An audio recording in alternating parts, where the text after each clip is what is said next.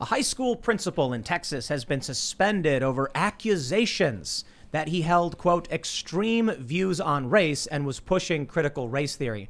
This is another example of parents being outraged over what their kids are being taught or told to do. And as I've stated now probably 50 billion times, because we had Bannon on the show and he said he predicted this, we're now seeing more similar things. There's a development in the Loudoun County school protests. More parents are seeking to join a lawsuit over trans pronouns. And that just goes to show, along with mask mandates, critical race theory, and critical gender theory, it's something well beyond one thing, right? You hear from conservatives all the time, it's like, oh, critical race theories in school. I'm like, well, that doesn't explain the protests over masks and the similarity between the groups of parents that are for or against these ideas. It's like an overarching culture war or tribalism. So how about we talk about all of this and talk about potential alternatives? And with that, we are being joined by Chloe Valdary. Valdary? Yes, Valdary. I said it wrong. You want to introduce yourself? Hi, everyone. I'm Chloe. It's good to be here. I run a really dope startup called Theory of Enchantment. We teach an awesome anti-racism practice that is not critical race theory. So that's what I do for a living, and I'm happy to be here. We were having a really awesome conversation about Nazis and World War II Germany and New York and authoritarianism that I think would be real. And I'm just thinking, like, we should just do this on the show. Yeah. It's a really good conversation. Yeah. And I think this is going to be a fantastic discussion about all of this stuff, liberty, indoctrination, school. So glad to have you. Thank you. Thank you for inviting me. Absolutely. Happy to be here. It's still summer. Feels like fall. Especially in this room, in guys. this room Yeah, I know. It feels like fall. So Chloe and I are wearing our winter jackets. I love it. Yes. Happy to be here. Glad you're here, Chloe. Good to see you. And I'm really hoping now that he's mentioned that I survive the evening because I'm not wearing my winter jacket. But I think we're adjusting the temperature. yeah. I'm excited to have like a nuanced conversation about critical race theory, and I really love the idea of having an alternative to that kind of stuff. So I'm stoked for this evening. Awesome. Yeah. I think a lot of there's an interesting thing where they use the phrase anti-racism all the time. Yeah. Typically referring to like CRT ideas or whatever. Yeah. And I think most people in this country don't like racism. So Yeah. approaching that, we had Papa John on, Papa John Yeah. from Pizza Place, and he kept saying that he was anti-racist, but it sounds like a direct reference to Ibram Kendi and very specific ideologies, and we're like, how do we navigate that? So Yeah. it'll be fun. We'll jump into all this stuff. And we'll talk about all of it. But before we get started, my friends, go over to timcast.com, become a member, and you'll get access to exclusive members-only segments from the Timcast IRL podcast, this one, and you will support our journalists. We just hired another journalist. We're looking to expand. We're also going on a big adventure into some haunted towns starting tomorrow. We're going to be off for Labor Day because trying to work on Labor Day is the most insane thing. We've tried it before. It just doesn't work. Yeah. No joke. It doesn't work. So like last year, we're like, no, I'm not taking a day off for Labor Day. And then like, there's no news, no one's working, nobody's talking. Nobody wants to come on the show, and I'm like, okay, we're taking Labor Day off. All good. So we'll be going on an adventure, and we'll be having that on the Cast Castle vlog. So thank you for all your support. Don't forget to like this video, subscribe to this channel, share the show with your friends. Let's talk about this first story I found particularly interesting from just the other day. CNN reports this Texas high school principal was put on administrative leave after being accused of promoting critical race theory. James Whitfield, principal of Colleyville Heritage High School in Dallas-Fort Worth, in the Dallas-Fort Worth area, was placed on leave Monday, a month after a community member at a school board meeting publicly accused him of having extreme views on race and called for him to be fired. Now, the school district says he wasn't removed due to complaints by community members. At a July 26 school board meeting, Stetson Clark, a former school board candidate, said he was concerned about the implementation of critical race theory in our district and named Whitfield as someone with extreme views on race. Because of his extreme views, I asked that a full review of Mr. Whitfield's tenure in our district be examined and that his contract be terminated effective immediately, Clark said at the meeting. Clark said a friend shared a letter that Whitfield sent to parents and students last year, which Clark claims showed the principal promotes a conspiracy theory of systemic racism. The controversy at the high school and around Whitfield comes as a number of parents and community members across the state have urged that critical race theory not be taught in schools. So this is interesting. We have freedom issues and we have culture war. You've got a large group of people in this country who want to teach these things to kids. I want to get semantic for a minute. Here we go. Yeah. Teaching critical race theory. What does that mean? Does that mean that they are teaching it like the philosophy of the critical race theory, like a philosophy of communism course where they're teaching this is the philosophy? Or are they critically race theory teaching students about like whiteness and things as part of like the math class? Well, Is it part of the indoctrination of the teachings? That's my question. What's the difference? Yeah, this description sounds very he said, she said. So I don't know what to think about this story. Right. And especially when they're even saying the school, like, he wasn't removed because of the complaints. Yeah. To go back to what you said real quick, and you can agree or disagree. Like, Sure. I'd love to hear your thoughts on this. I think there's actually 3 different views over what it means to teach critical race theory. And depending on the politics of the individual involved and what they're trying to achieve, they'll adhere to one of them. So you have teaching critical race theory, which is the left always jumps on this one and says, no one is reading Derek Bell and Kimberly Crenshaw to children. This is not happening. Yeah. Critical race theory is not a book on these schools. No one talked about it. Conservatives aren't making that point. They're making the point more about critical race applied principles, which is the next 2. There is the implementation of the principles, meaning they take action in the schools that are rooted in critical race theory and this idea of inequities and, Marxist ideology. So they're actually applying the teachings of critical race theory to the kids and having the kids exist in this environment. And then there's teaching critical race. So that would be critical race praxis, I would say. And then you have the teaching of critical race theory through surreptitious means, whereas in the math questions, they have injected theories of critical race theories, but it's not a quote, right? Yeah, exactly. Like, assuming that white people or whiteness is a problem, how would you get from point A to point B? And you're like, they're Right, like insert it as part of the assumption is the part of the theory. The theory is part of the assumption. The example actually was this viral photo where it showed a picture of like a cartoon of a white guy and a black guy. And it said, Daryl is a white man who gets stopped by police 17 times every year. Daryl is a black man who gets stopped 236. What percentage, right? So they do things like that. That's very surreptitious. But that's the third one. That's the second one I mentioned, where it's like they're just putting these ideas into play. I'd consider that praxis also. Is that praxis? It seems like a type of Yeah. praxis. That's where they're like teaching what critical race theory claims, but doing it not through the books. Yeah. Like you don't know you're learning it. And then what I mean about the third way is when they say things like progressive stack, and the teachers are like, I want all the kids to say their race and what they feel and things like that. Yeah. Yeah. So there's like differences. So that is the definition of praxis, is no one knows that it's happening. You're sneaking it in under the radar. You're not standing in front of the class and reading Derek Bell and Kimberly Crenshaw.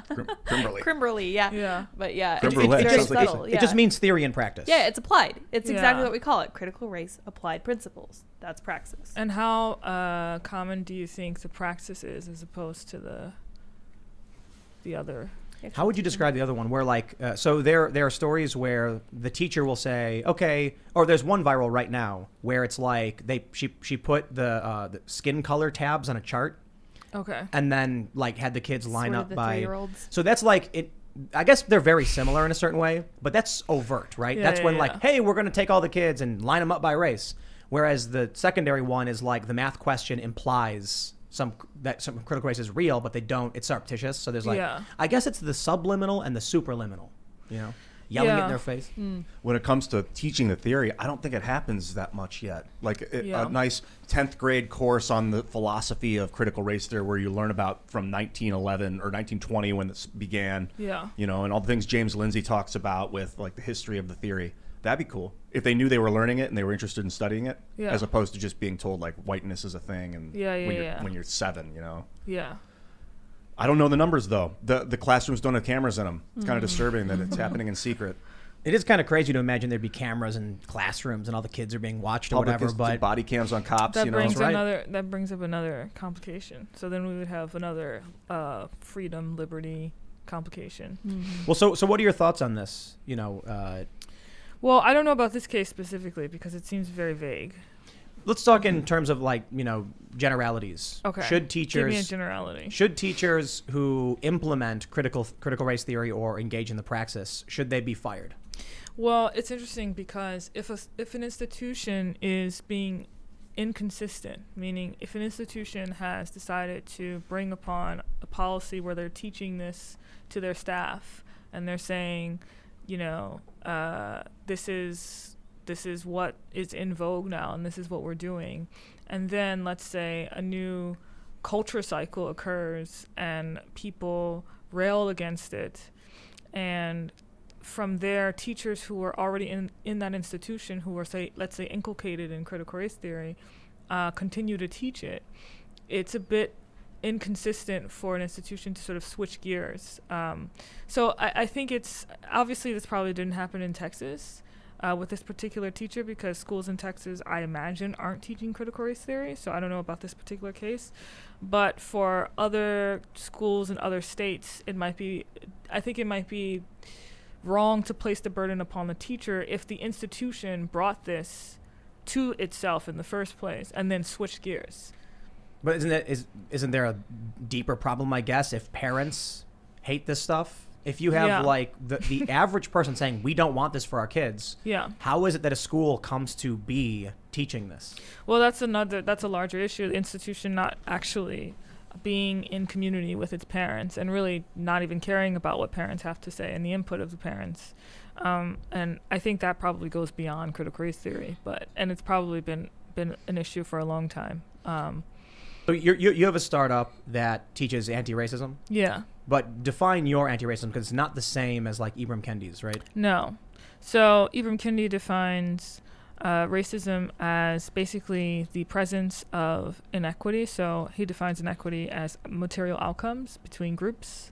So if there's a difference in outcomes between different races, then that's proof of racial inequity, and that's proof of racism. Whereas our understanding of racism is psychological. We understand that racism or supremacist ways of thinking occur when an individual or group of people experience some kind of insecurity and then project that insecurity onto others in order to feel worthy. And our approach teaches people how to practice dealing with themselves in a holistic, healthy way so that they will be less likely to overcompensate. Interesting. So what do you think about critical race theory? I know you're not a big fan. I really don't think about critical race theory. I have to be honest with you. And there are probably many different reasons for that. As I've said this before the show, but I try not to be counter-dependent in my identity, because that's also a form of dependence. People tend to think that codependence is the only form of dependence, but actually counter-dependence is also a form. So counter-dependence is when your identity is dependent upon countering someone else or something else.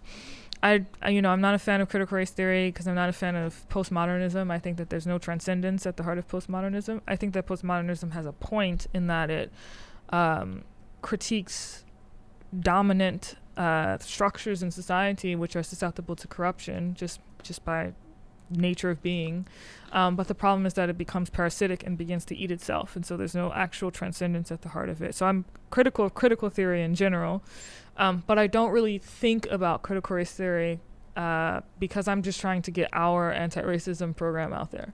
If you avoid counter-dependence, why do you say you're anti-racist? This is a great question. I love this question. Because we define racism not as another person or as a analysis of outcome, but as a state of being. Racism is a defect in relational ways of being. You're not relating to yourself properly, and you're not relating to others properly. And so to be able to counter that presupposes adopting a set of practices, a kind of lifestyle. And I think in that sense, it's less parasitic, because at the heart of it, what you're trying to reach is transcendence. Do you like meditation and stuff? Yeah. Oh, cool. Yeah. Well, how would you define racism then? Again, for me, racism is a kind of relational defect. And it happens when a person is not in the right relationship with themselves. So they're feeling a lack of self-worth or contempt or... But so like how does that present itself in society, for instance, right? So just to clarify, you have, Ibram Kendi's view about unequal outcomes. Yeah. You have the dictionary definition of prejudice or discrimination, positively or negative on the basis of race. Yeah. I would say that we're more of that latter definition, but we're also more interested in the psychological underpinnings of what causes that prejudice, what drives that prejudice in the first place. And where's that prejudice coming from? From a deep psychological perspective. So, like, if a guy was walking down the street in LA and kicked a piece of the sidewalk that was up, and busted his toe and was like, who's supposed to fix these sidewalks? And looks, and it's like, I bet it was this race of people, and looks, and those workers in the city tend to be percentually mostly a certain race. Yeah. And then they're like, I knew it. It's that race. Like, what's that the person is not well with himself. And then you'd have to go deep into their individual psychology, just like what happened to you when you were a kid. Why are you blaming people for kicking? Yeah. What's going on here? There's something going on. There's something else going on here. But so here's my issue, right? With the reason why I do, think critical race theory is bad, or I should say, critical race. I mean, I also think it's bad. By the way, I'm just not. The reason I do focus on it is because I think it's overt racism. Yeah. Well, but again, that's what we ultimately.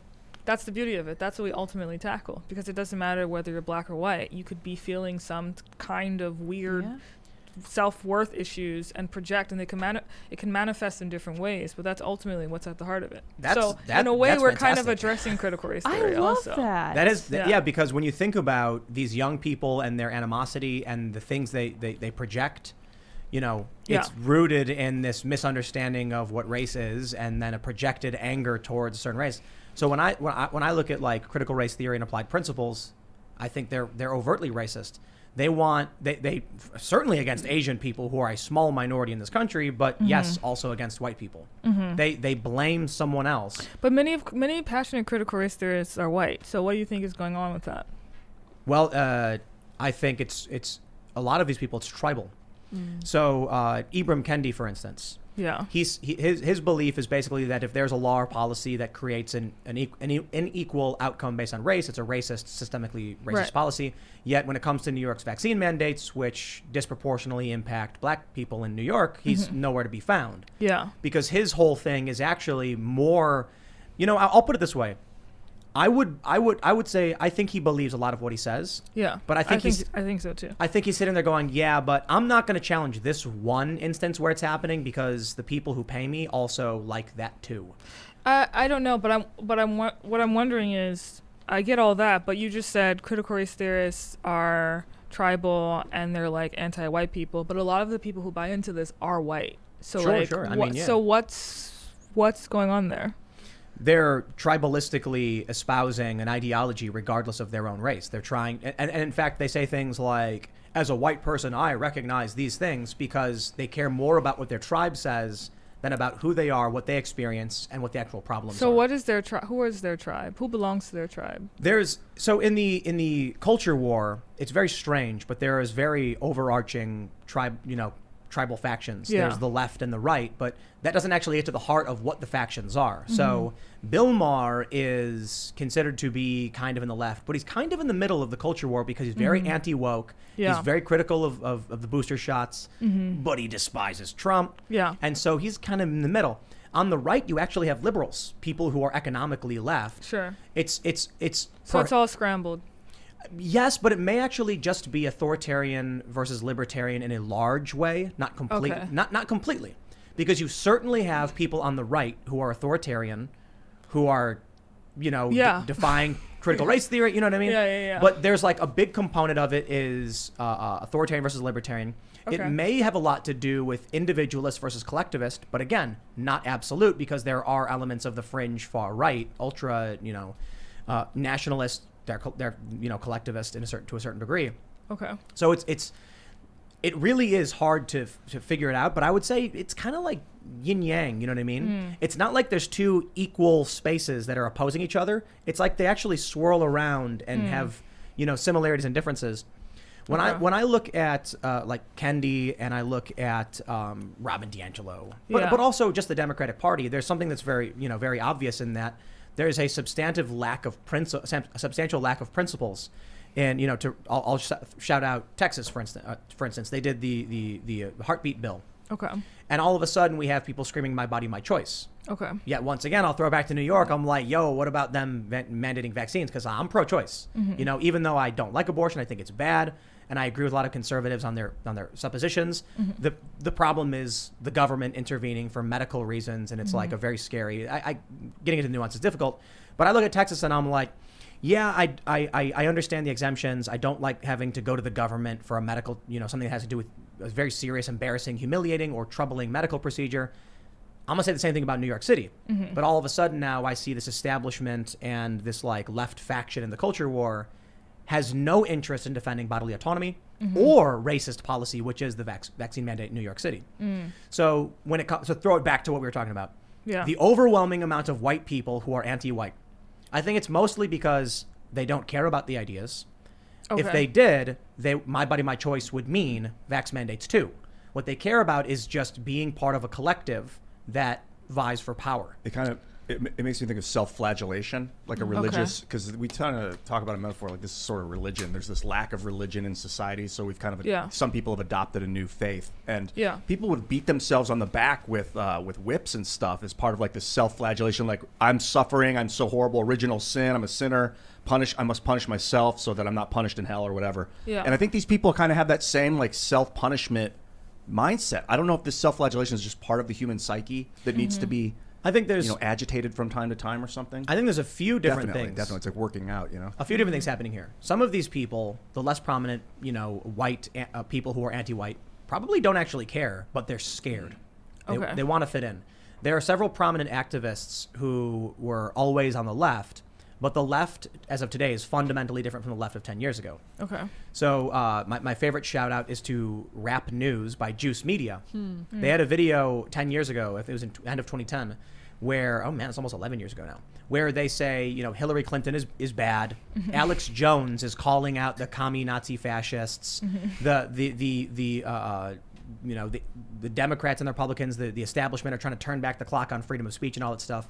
And I'm like, wow, if you were to make that today, you'd be a Trump supporter. If you said Hillary Clinton is bad and we need free speech, Julian Assange is good, and Alex Jones is speaking the truth.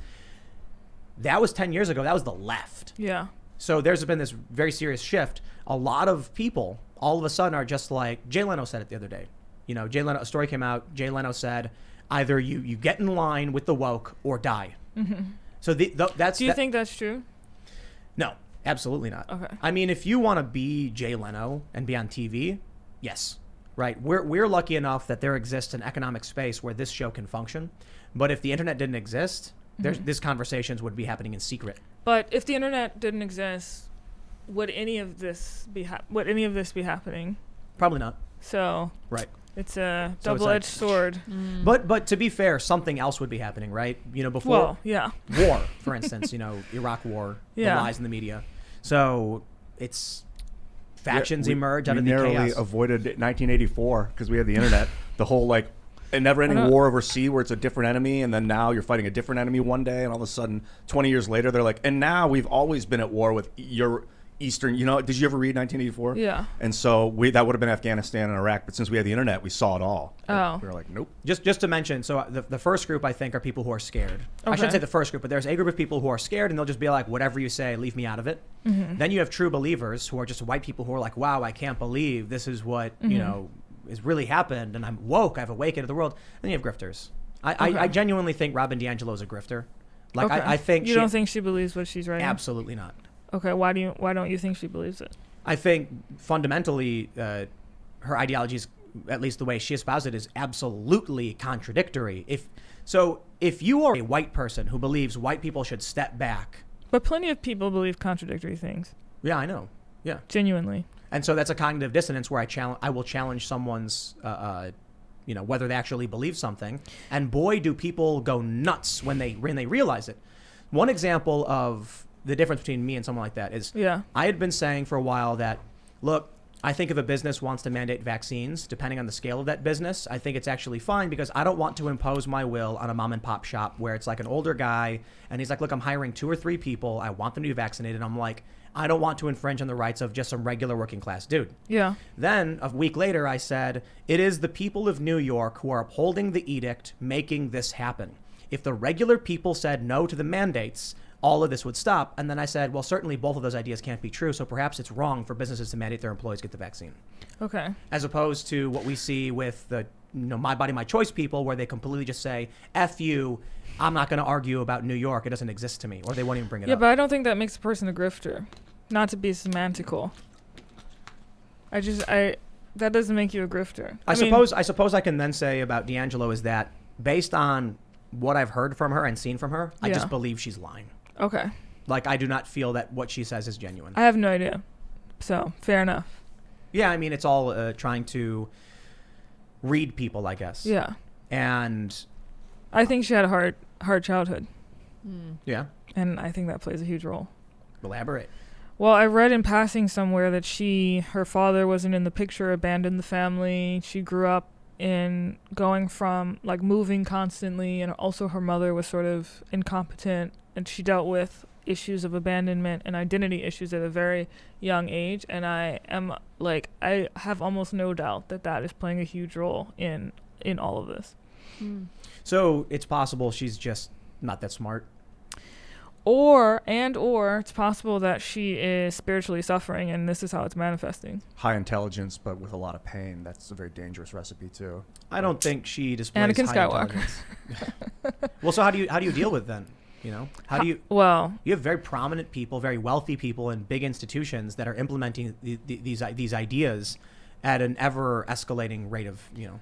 well, I think Speed. one of the ways you deal with it is you guard yourself as much as possible from falling prey to some of the shortcomings and I guess blind spots, but you don't do that simply by propositional exposition of facts, who's right, who's wrong, but you actually do it by recognizing the complexity of the human condition, your capacity to fall prey to that, your capacity to become susceptible to that way of thinking, and and giving yourself the practices required to not fall prey to it, because it's so easy to fall prey to it in a way. What are some of those practices? Meditation, for sure. Shadow work from like Carl Jung's philosophy. What's that? Shadow work is when you recognize what's triggering your ego.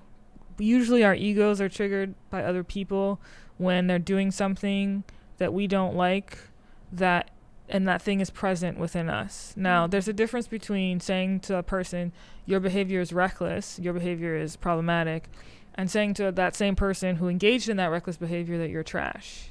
Those are two very different things. Once you start engaging in the latter kind of vocabulary, you set yourself up on a pedestal, and you set yourself up as better than that person, as if that behavior is foreign to you, as if you're not capable of engaging in that same behavior, and you've actually started down the path of supremacist ways of thinking. In the literal sense, you think that you're supreme, you think that you're superior to that person. So you do shadow work you can do it in many ways, but one of the ways you can do it is noticing when your ego is triggered and recognizing how the behavior that someone else engaged in, or the impulse that someone else is operating out of, is also existing within you. And you'll see that same behavior the next time. You'll still say it's reckless and problematic, but your ego won't be triggered by it, so you'll be less likely to other that person when you critique that person. And then I would imagine your criticism will be more likely to be taken by them. Exactly. They'll be able to receive it, more likely to receive it. There's no guarantee to anything, but there will be more likely to receive it. Sounds like we just need to replace CRT with philosophy in these schools. Yeah. Yes. Self-reflection. Yeah. I mean, is I mean, so that's important. our motto. Yeah. So instead, I think what we end up getting is too many people in the United States don't want to be involved in any of this. Yes. Fighting is hard, it's taxing, and I think you can look to the animal kingdom. Fighting is never the first choice. Mm-hmm. So here's something interesting. The aggression of an animal can be determined on where it lives or where it operates. So burrowing animals, for instance, when you encounter them in a burrow, they will fight you. They're aggressive. They have one dimension to move in. So there's no escaping. Birds don't attack you because birds can just leave, and leaving is way easier. So what ends up happening for regular people is that there are vested interests in spreading CRT and its ideology. There's money to be made for sure. There are true believers. There are people who are scared and just going along with it, thinking they'll fit in. And then corporations say, look, this is what's on social media. We think this plays well. We don't want to rock the boat. And then it creates this social pressure where over time, people are just like, I don't want a fight. So they give in to the most aggressive ideology. And that leads us down a very, very dark and authoritarian path. But then that thing actually blows up in their faces, and then they come call us. No, but I mean, in many cases, they've brought in CRT into the staff, into the training of their people. It wreaks havoc in the workplace, and then they have to start all over again. Do you have any specific examples, like a story? You don't got to name the companies or anything like that, but you want to like give us an example of something that may have happened? I mean, I can just tell you in general, we do demo interviews with companies all the time, and they report back to us. It's a very like simple script that they report back to us, and it's repeated all the time. We brought in this very typical approach to diversity and inclusion training, and it did not go over well. And now we are trying to figure out what to do, and we heard you on some podcasts. But like, how does that is the life cycle in like, many cases. Just like what happened in specifically, like people were self-segregated. The diversity consultant told them to segregate themselves based upon race. A lot of people don't like that. Oh yeah, that's standard. The consultant tells them, or just assumes, the lived experiences of all these people based upon skin color. A lot of people, black and white, don't like that. So I wouldn't underestimate the amount of rumblings that may be happening in these companies, even though you're not necessarily seeing that on Twitter, but it's definitely happening. That makes me laugh, and it kind of makes me happy. Yeah. To hear that the things that we see as bad, for the reasons we see it as bad, are being reported back to you as that they are bad and they don't work. Yes. And it's like vindicating. Yeah. But it's also cool that you guys can come in and kind of fix that. Yeah. Try to. So what advice would you give? Like, how do you work with a company that contacts you? We have online courses, but we also have workshops. Ultimately, we are a startup, and we're trying to get to the place where we can create a suite of practices for organizations. So, a one-time workshop, and our workshops are pretty dope, I have to say. But it's like a full-day workshop, and that doesn't translate into sustainable practice. It's just not the nature of a workshop. So what we want to ultimately do is get our stuff into as of training into the learning management systems of corporations, so that when they're onboarding their employees, they can use our practices, eventually be able to service them with some of our coaches who can check in to make sure they're doing those self-awareness practices throughout the months, weeks, quarters, etc. So ultimately, we want people to start practicing. I mean, the emphasis is on the practice. I had a conversation recently with someone who was talking about policy, and they were like, we wrote a statement, because this is also very popular, as I'm sure you know, like, let's make a statement about how we are super anti-racist, and and I'm like, that's not a policy, that's a statement. A policy is a set of practices that an institution operates according to, so we can have a long-term conversation about what those practices should look like, again, with the objective of affording that sense of self-awareness, not overcompensating for your insecurities, creating a culture of belonging. We can actually talk about how to create those practices, but this is not a policy, it's just a statement. I remember that famous George Carlin sketch where he just goes on stage and says every single racial slur he can think of, and then he actually calls Eddie Murphy and Richard Pryor the N-word, which like... Before my time. Yeah, I mean, I think it was like early 90s. How old are you? I'm 28. Oh, okay, so maybe... I was probably too young to watch. 1 or 2 years old. But it might have been like 94. I was 1 year old. Right, exactly. But even when I see that, I'm like, wow, I can't believe he would even jokingly say that about these guys. Yeah. But everyone in the crowd laughs. Yeah. There was no big controversy over him doing it, because the point he was making when he said it was that you need to understand the person behind the words, because the words themselves don't affect you, sticks and stones, etc. So I bring that up because I wonder, in a lot of these corporate settings, someone might say an off-color joke, without the intent to actually demean someone. Yeah. But then someone might get offended by it, triggering these sessions. Yeah. So I'm wondering. Well, I don't think that's what's triggering, primarily. You don't think so? No. Like, we've heard stories about people who are like, oh, I said a joke at work, and now they're making me go to like a diversity training. I think that's a lot. I think that like companies are conservative, and they're like, oh, we don't want you to sue us, so that's why they're doing that. I don't think it's like driven by any real thing. No, I completely agree with you. I just mean like, someone said a naughty word, we might get sued. Quick, put them in a diversity training to protect ourselves. Yeah, but I don't think I agree. But unfortunately, or fortunately, whatever, the end of critical race theory doesn't solve for that problem, because the institutions will always be like that. Right. Not because of to the- mention, CRT segregates people, which I think makes that worse. Yeah, well, it does make it worse. Yeah, Oh, good. Glad to hear. Little fact check. objectively. George Carlin did that 7 words you can never say on TV in 1972 Also, I definitely was not yeah. born. No. on Class Clown. I'm not talking about That's the 7 words. first album. Oh, you're talking about something I'm different. talking about in the early 90s, George Carlin has a routine where he says like 100 racial slurs. He repeated this act over and over through the years, and I think he No. developed it. The bit he did on racism was the word doesn't matter. It's the racist a-hole behind the word you got to watch out for. Because he's like, I can say, and then he says, you might be a, and then he just starts saying racial slur. Just like That might be dirty words. He's done a bunch of this kind of stuff. It's over not the the years. 7 I don't words know. you can't say. It is a bit from the early 90s. And then he ends by calling Richard Pryor and Eddie Murphy the N-word. And I'm like, wow. Like, but so I bring this up too because I'm just curious as to the way I have people who make Asian jokes, you know, at me throughout my whole life. And I think they're hilarious. You know Yeah. what I mean? Because I know my friends are just like ribbing on me or they're just making fun of the stereotypes and the absurdity, and it doesn't affect me because I'm secure in who I am, and I'm just like, oh, that's a funny thing. Like if there's a stereotype about Asian people and then I end up doing something and then people point that out, I'll be like, geez, you know, it's like it's funny. Yeah. I'm only a quarter Korean, part Japanese and Korean, but I'm curious as to like what would your approach be in circumstances where someone might be like, someone made a racist joke, I'm upset about it. I don't know.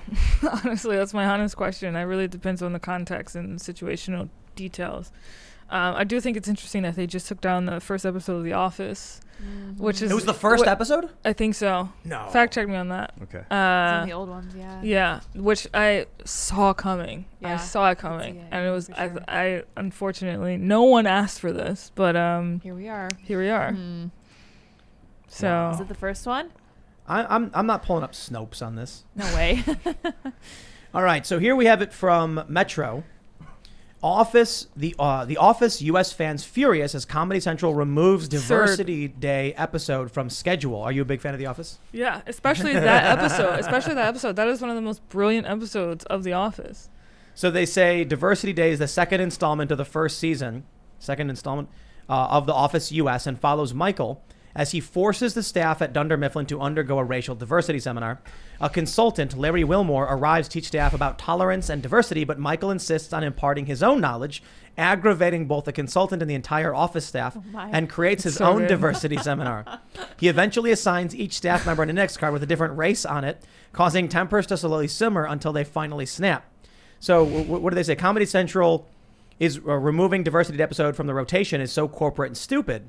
Why was it removed though? They say it was taken down. They don't really explain exactly why it was taken down or was there an official statement or anything. Just as video unavailable. Wow. Yes. Did you hear like why it was removed or what the No. reason was? They say from time to time they'll not play certain episodes in rotation from time to time. I mean, it doesn't take a brain surgeon to figure out why this is. Listen, maybe there's something we don't know. We can give them the benefit of the doubt, but I suspect it is the reason that we think it is. That is a funny episode. It's such a like great cringe. episode. It's because no, it's tough to say because like when it comes to comedy, if you're making someone the butt of the joke, that in general is kind of hard for me to swallow. I get kind of like, why would you hurt that But Michael person to get a Scott, laugh? that's the point. Michael Scott is a ridiculous human being. That's the Right. whole point. You see an idiot making mistakes. Yeah. That's the point of that show. And you also learn to love. You learn to fall in love with that idiot. Like that's the whole point. If you this is why I ultimately think so much that's happening with regards to critical race theory, broadly speaking, is going to lead to the death. Hopefully not the death, but a suppression of art and the arts. And Absolutely. we at Theory of Enchantment use the arts to teach everything. So like if you enroll in our online course, we use philosophy and music and poetry and film to actually teach people our three main principles because we know that the purpose of the arts is to remind people of the complexity of the human experience, as opposed to, in my opinion, politics these days, which reduces and stereotypes and caricatures human beings to one label or the other. The entire purpose of the arts is to be expansive. And so I'm not surprised if, in fact, this is the reason why that happened with The Office. I'm not surprised because that is the inevitable, that's the logical conclusion. And what's ultimately ironic about this is that means that a lot of things that are coming out of critical race theory or critical race theory light or whatever you want to call it are ultimately antithetical to the African American ethos. And that is one of the greatest scandals that no one is talking about What today. do you mean the African American ethos? What is that? So there's a great author, Albert Murray, who wrote this book, The Omni-Americans, or Alternatives to the Folklore of White Supremacy. He wrote it in like the 70s or something like that. He was this really dope jazz critic. And he talked about how within African-American culture, there is what he calls a kind of idiomatic expression, which he defines as impromptu heroism culture. Another synonym of this is the hero's journey. So if you're familiar with like Joseph Campbell or Carl Jung and that sort of thing. And he talks about how in jazz as an art form and in the blues, there's this philosophy that affords musicians the ability not only to literally play with the music, but metaphorically play with anything that life brings them, both the negative potential and the positive potential. And that is a part of the artistic art form that is central to African American culture. And so once you start going down the path of the death of metaphor, the death of context, and all of these things, you're talking about the death of art, and you're talking about the death of something very central to African American life. I love this about jazz is because you'll start on a note, you're in a key, and you'll hit all the wrong notes that aren't in the right key, and then you'll end on the right note in the key. And that's like the hero's journey, all the mistakes along the way, and then which are necessary. Which are necessary. There's this recording I was listening to recently of Norm Macdonald. Okay. He was on a radio show apparently with like a woke producer or radio host, or maybe she's just one of those people who's like, I'm just gonna say what I'm supposed to say because I'm on the radio and I get canceled. And Norm Macdonald, have you ever listened to this guy? I don't think so. I mean, I know of him, but I don't think I've heard him. Definitely, he's got this thing one of the where greats. he talks in a very like slow and blunt way, and that's how he drives his comedy. So he's talking to her and he goes, YouTube might get mad at me, but I'm quoting Norm Macdonald. Oh boy. And this Is this one of these? No. Okay. He says, black people are poorer than white people, and poor people are dangerous.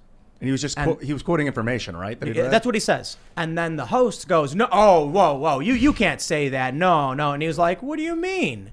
And she's like, you can't say that about black people. And he goes, you think black people are richer than white people? She's like, no, I'm not saying that. And he goes, poor people commit crimes. That's what they keep saying, isn't it? He's like, I think systemic racism's a real thing. And that means you, and so the way he said it, shocked and offended people. They started getting calls and people were calling in like, you can't say that. You know, I went to school with two black people and they were way richer than I was. And then he goes, yeah, and a guy in a wheelchair could probably be faster than me, but if I said I'm typically faster than people in wheelchairs, I'd be telling you the truth. Yeah. And so what I found really fascinating about what he said when he said that is, we often hear from the critical race theorists things like systemic racism is a real problem, which creates generational wealth gaps, which results in a disproportionate amount of black people being impoverished relative to white people. However, there are more white people who are impoverished. Then they say poverty breeds crime. And actually, my understanding is it's all true, right? Crime isn't based on race. It's based on poverty levels. Circumstances. But when Norm Macdonald just says it that way, it actually made them argue against him because the way he said it was so blunt, it came off as kind of offensive or racist. You know what I mean? Yeah. So, I don't know. I was curious about it when you had mentioned something before I got the jazz thing came and kind of threw me off track.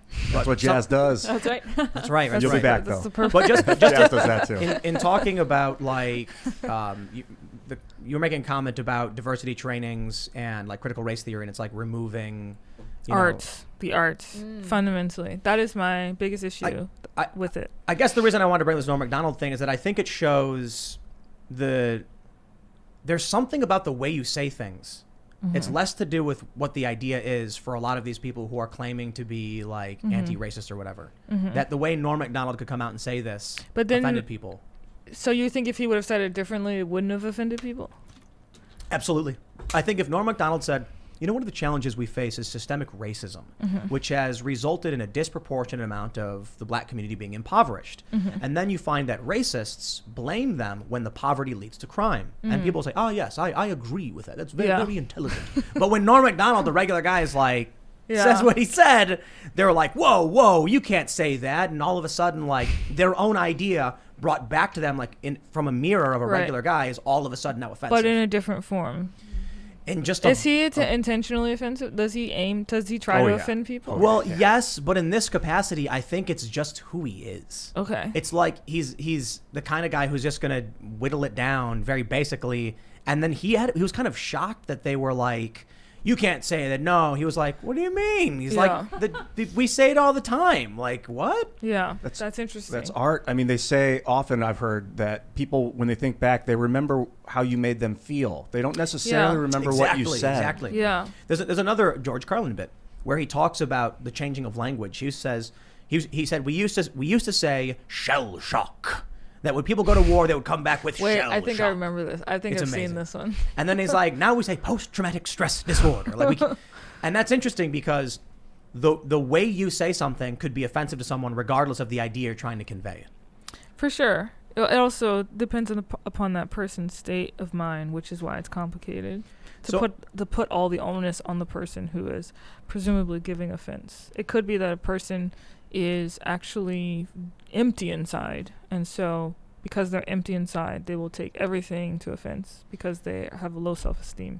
I think we see that very prominently among the woke, the establishment left. I think they're very insecure. Okay. And that's why they tend to be more collectivist, and that's why they tend to be more like... Do you think more insecure people are collectivists? What's Yes. the relationship between collectivism and insecurity? Finding validation from someone else instead of themselves. Well, but let me ask you this question. Don't you think there's a hyper-individualistic problem within America? Or do you think that? So I'm trying to see what the balance is between hyper-atomization of the individual and collectivism. So I would say there probably I think there is a problem of individualism in the United States. Yeah. And it forms itself in that nobody's willing to stand up for a common set of values. They're like, look, I can't lose my job. I'm not going to speak up.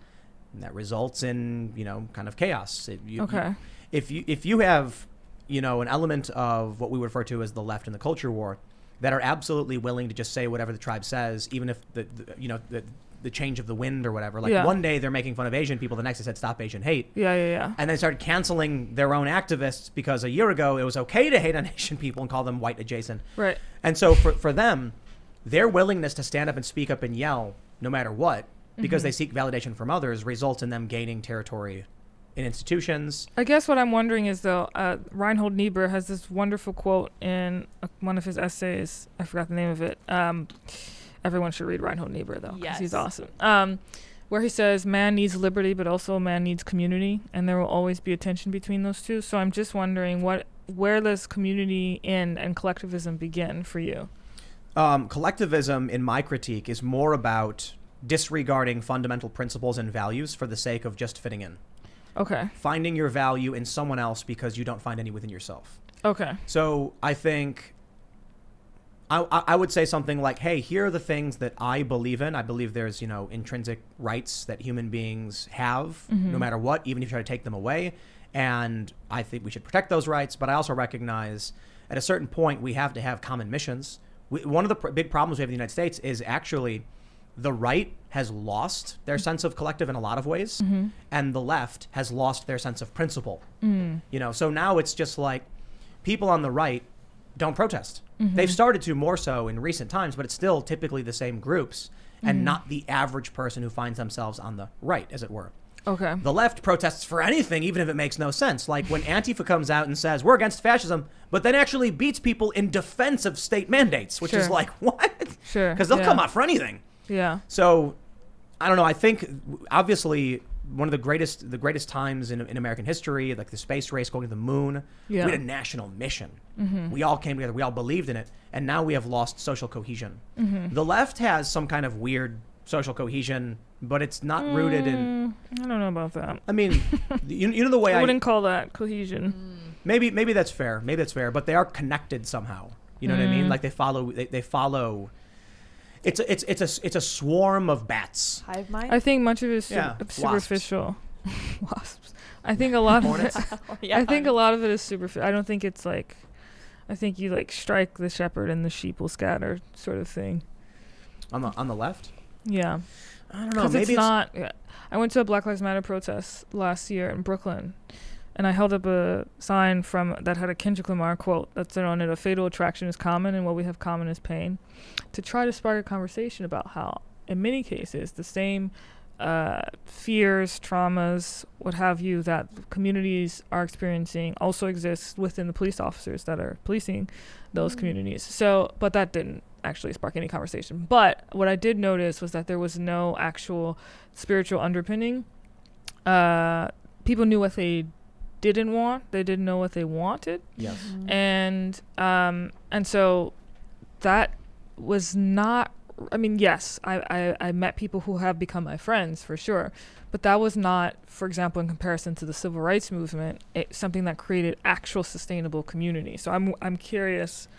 I would question the stability and sustainability of some of the movements today. I question whether or not they actually know what they don't want. Well, that's fair.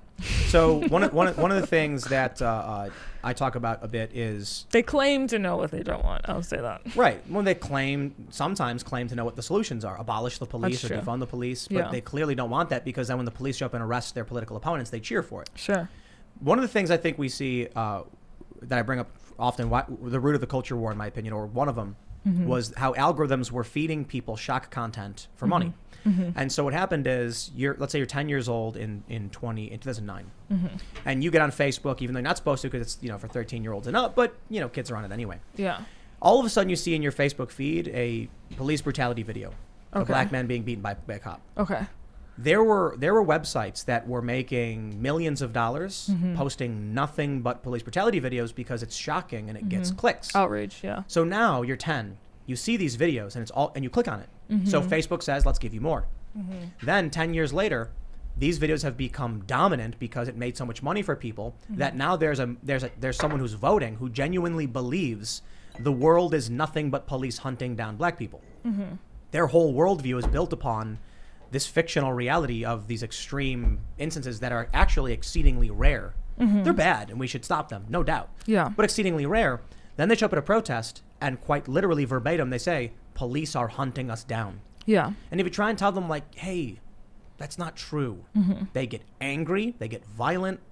And then how do you calm someone down whose whole life has been built into this broken worldview? Well, that's not the space, first of all, to try and calm someone down. For sure, but I don't mean like go to a protest and walk up Yeah, to somebody yeah. who's angry and screaming and say, hey, you're wrong. Yeah. I mean like even my friends, where it's like I was hang out at their house and I would say things like this. They'd be like, you're wrong, you don't understand, and I can't believe you would say this stuff. Like I can't believe you're a racist. And I'm like, dude, why are you getting angry? You know what I mean? I'm not mad. I'm just, these things are reality.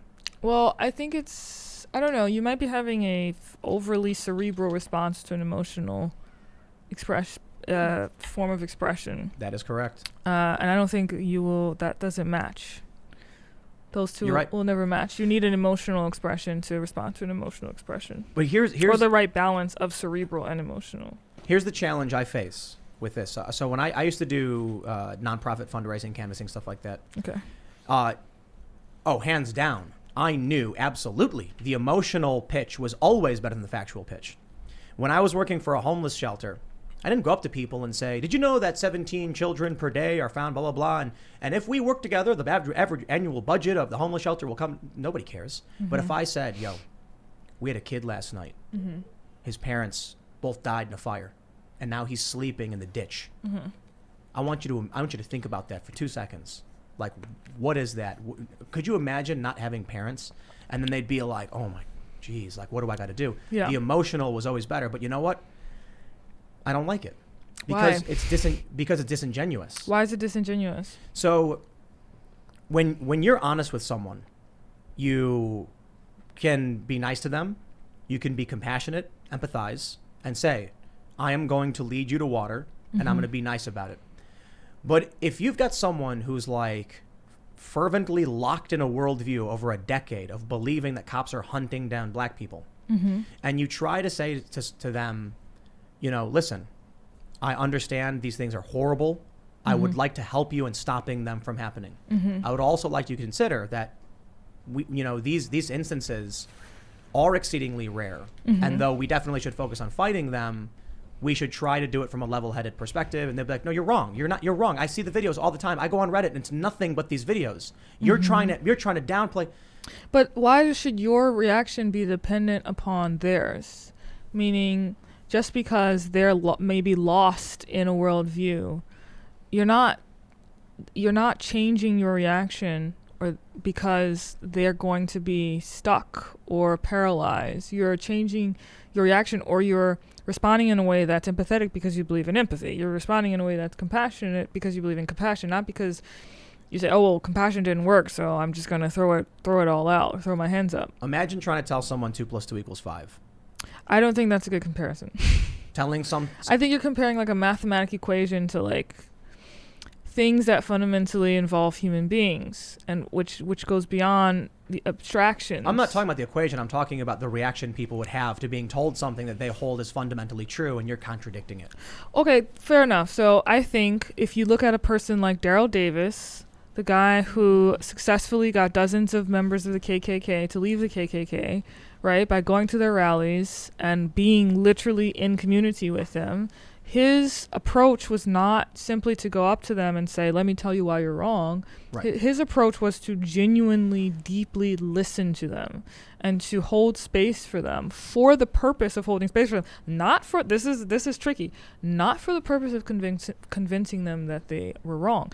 They just so happened to be convinced that they were wrong by the mere presence, continuous presence.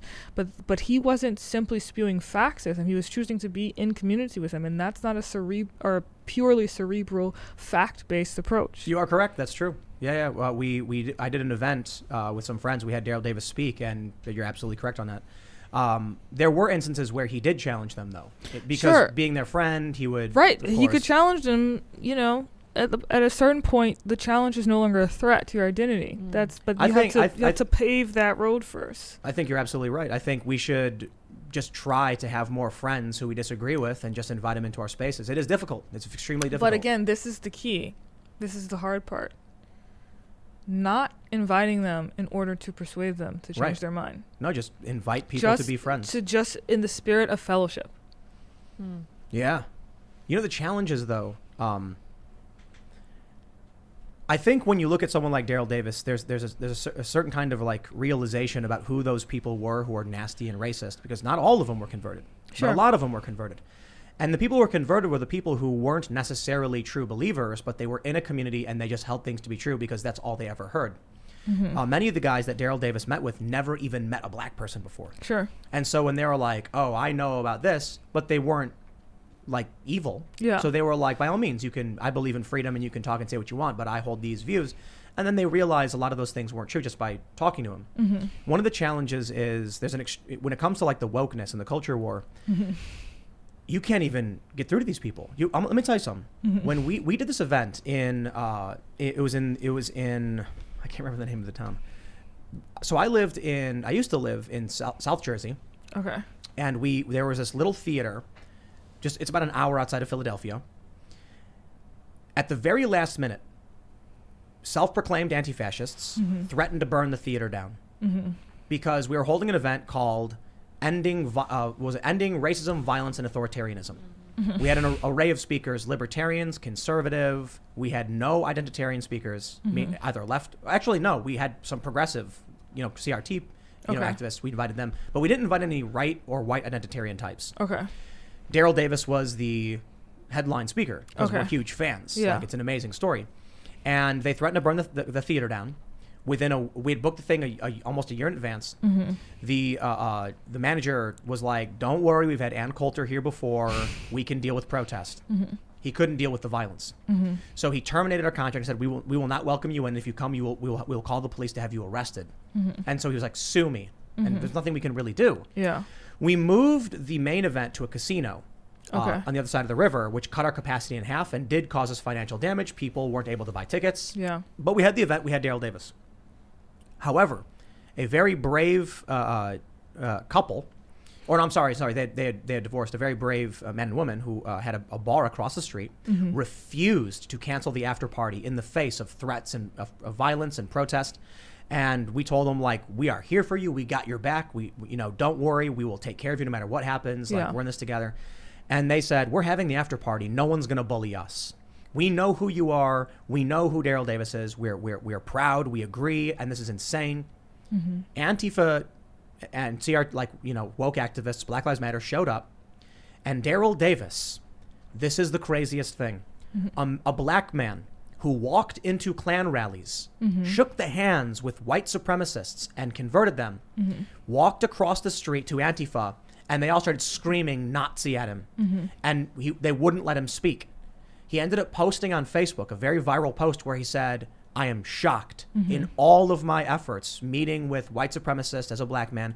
They have at least given me the chance to speak, to have the conversation, to become friends. But by simply walking across the street, they won't even let him talk at all. The mob is not an individual. We're going back to this individual versus collectivism thing. It's crazy when a mob. I guess what I'm trying to emphasize here is there's something fundamentally different about what's going on now versus. I disagree. I mean, I knew that is what you were saying, but I mean, I feel it's necessary that I remind people of the civil rights movement and of the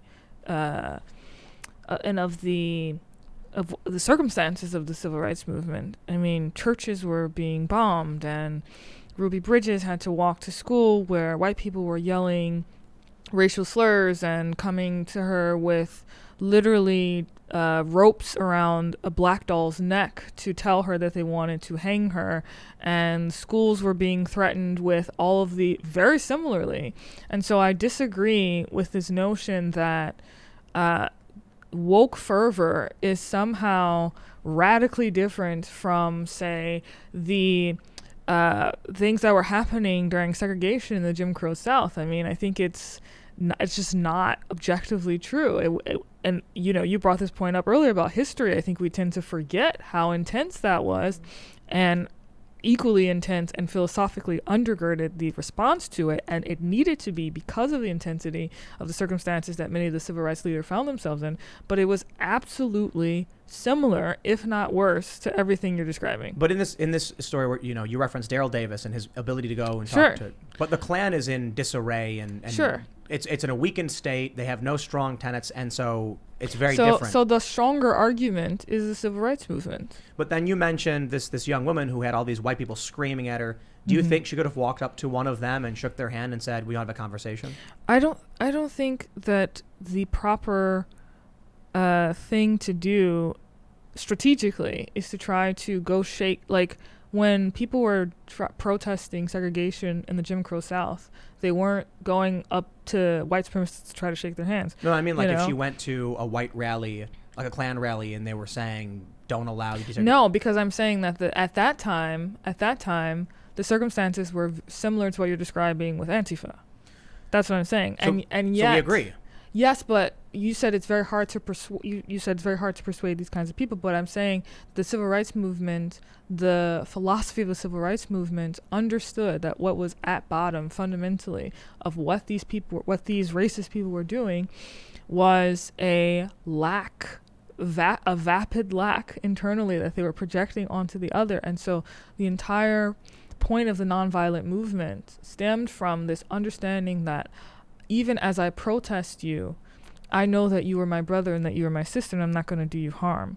That moved the culture fundamentally, not only because of the visuals of that, but because, again, the philosophy was deeply spiritually rooted. And so I'm saying that is precisely the kind of response that is required in these days and times. We've had a few leftists on this show, and it's very difficult. For a few reasons. Yeah. It's not just about fundamental disagreements. Yeah. Some people just want to exploit the show and potentially cause it harm, and we watch out for that. So, like, we might book someone who will come on and then starts breaking all the rules on purpose and trying to get us banned. Oh. And I think... that's wild. Oh, yeah. There are people who have tried to exploit the show, and we're like, I know their game. We're not going to, Yeah. Because they don't like us. And I think the other is there's a fear of, I guess... excommunication, cancel culture. Okay. So there have been instances where people are like, look, I'd love to come on the show, but I just can't deal with that kind of heat. Sure. And other people have dealt with this too. Very prominent figures on YouTube in the culture war their guests get harassed relentlessly for coming on, and it scares them away, and they say, I can't do this. But we have had a few different leftists on the show who've been willing to come on, and we're absolutely. I thought they went very, very well. Yeah. I don't know if we can say we're friends, because I wouldn't impose that on them, but I thought we got along swimmingly. Yeah. And we've had Vosh, for instance, on the show a couple times, and Ian's a big fan. I love him. Wait, are you saying he's a big fan of me? His No. name's Ian also. Well, you're both fans. Yeah, Ian's a big fan of Ian. Yeah. And so I've really enjoyed Vosh. Coming on. He's a socialist. He's very left. He was pro-Biden. A lot of things we disagree with. He's I think it's fair to say he's pro-CRT and all that stuff. Okay. And what happens is after the show we're talking D&D and video games, and that's where always like, what happens. Yeah, exactly. It's like, hey, like we're not. I like you might notice we have this poster here back there. Shout out to Brent Lengel of Snow White Zombie Apocalypse. So we argue on Facebook all the time, and he's a lefty guy, and I'm like kind of, but I'm not authoritarian. I'm very libertarian, so like policy comes second to freedom to me. And he put up a Kickstarter for this, and I was like, I thought it looked really cool. Yeah. I was like, I liked the art. I thought it was fantastic. So I was like, I'll pitch in for this Kickstarter, and I posted about it saying, look, me and this guy, we argue all the time, but I have no animosity or hard feelings towards him. I actually enjoy having these discussions, and it's never. I think in this instance, we're not screaming at each other and insulting each other because we're good people. Yeah. And there are bad people on Twitter who just want to say nasty words. Yeah. But my point was like, if we focused on the things that we had more in common, maybe we'd actually better understand each other on the things we don't have in common. Absolutely. Or actually just learn how we can live together to get through these certain things. But I got to tell you, it's really, really challenging with a mainstream media apparatus that would say something like Joe Rogan took horse medicine. That kind of stuff. The example I always use, sorry audience for beating a dead horse. No pun intended. Democrats believe the economy is good. Independent voters and Republicans believe the economy is not good. Oh, I saw you posted this. It is objectively true the economy is not good. I suppose there's some metrics where you could like isolate one specific thing, like, well, the unemployment rate went down by 0.2%. Yes, but that doesn't make a good economy. When you have 500,000 below expectation jobs, how is it that Democratic voters think the economy is good right now? New York businesses are losing money because of the mandates that they're speaking about. They're complaining about it. Major shortages, price increases. It's just bad. I mean, we had record job openings, 10.1 million last month, and then we only filled 235,000 when they expected 800 or whatever. Like we still have we have mass resignations. People are quitting their jobs, but people live in the matrix. You know what I mean? So that what makes it really, really difficult is when you try and even invite someone to come on. And they're like, I'm not going to go on a Nazi show or something because the media said bad words. Yeah. You know what I mean? Yeah, I mean, you got to take it all in stride. But how would you navigate? Like, so I agree with you on a lot of what you said, about, like meeting people as just a person, not for the sake of winning or persuading. But how do you navigate people who are constantly inundated by lies and deception to keep them away from you? You understand that you are not and cannot be omnipotent, and you cannot control everything, and you accept the good and the bad, and you roll with the punches. But what if you're trying to make sure, and you're like, I mean, look, it's I suppose I Stoicism. agree, but that might be a bit pessimistic. Like as if to say that I'm watching a building fall down knowing there's nothing I can do to stop it. You see, that's very interesting because I do think that I'm pretty optimistic. And I know there are no guarantees with anything, but I do believe in culture. I actually believe in culture these days far more than I believe in politics. And I think that the culture is actually far more robust and gives us the space to have conversations with people with whom we disagree. And I think that maybe if you, in addition to, meeting people in order to get to know them and things like that, leaned into the culture more than the politics, I would be curious where that would get you in terms of how you perceive others and how others perceive you. I agree. So we have the Cast Castle vlog, which is it's the latest show that we launched. We've got a couple of the other shows we're launching. One's going to be like mysteries. Cool. We've done we've done like recordings of it, and we're doing music and editing and stuff. It's gonna be fun. Yeah. And the reason we started doing the vlog, there's two big reasons. One is like, man, the new stuff we do is so negative all the time. Yeah. I know, like Ian points it out. It's like all we do is highlight this bad stuff, and I'm like, we got to highlight fun, good stuff. Yeah. And so the vlog is like, we have baby chickens. Look how cute they are. They're growing up. They're getting big, and now they're looking goofy because they're in that puberty stage where they have some feathers, but not. looking. They look really weird. Yeah. And so the goal of the vlog is just to be like fun and inspirational, For sure. building culture. That's dope. And one of the complaints I have about the Republicans, because I think we used to have a uniparty. The Democrats and Republicans were like the same thing. Yeah. Then the right wing populists kind of busted in the Republican Party, but the Republicans still very much think the path towards victory is like appointing judges. Yeah. I think Trump supporters understand that's not the case. It's the cultural institutions that's going to shape the future. Okay. And what are the cultural institutions? The Apprentice. That was one of them. The Office. That's true. The Office. So TV shows. Oh, absolutely. For example. TV and film and yeah. Colleges, Colleges. Oof. media. Yeah. Yeah.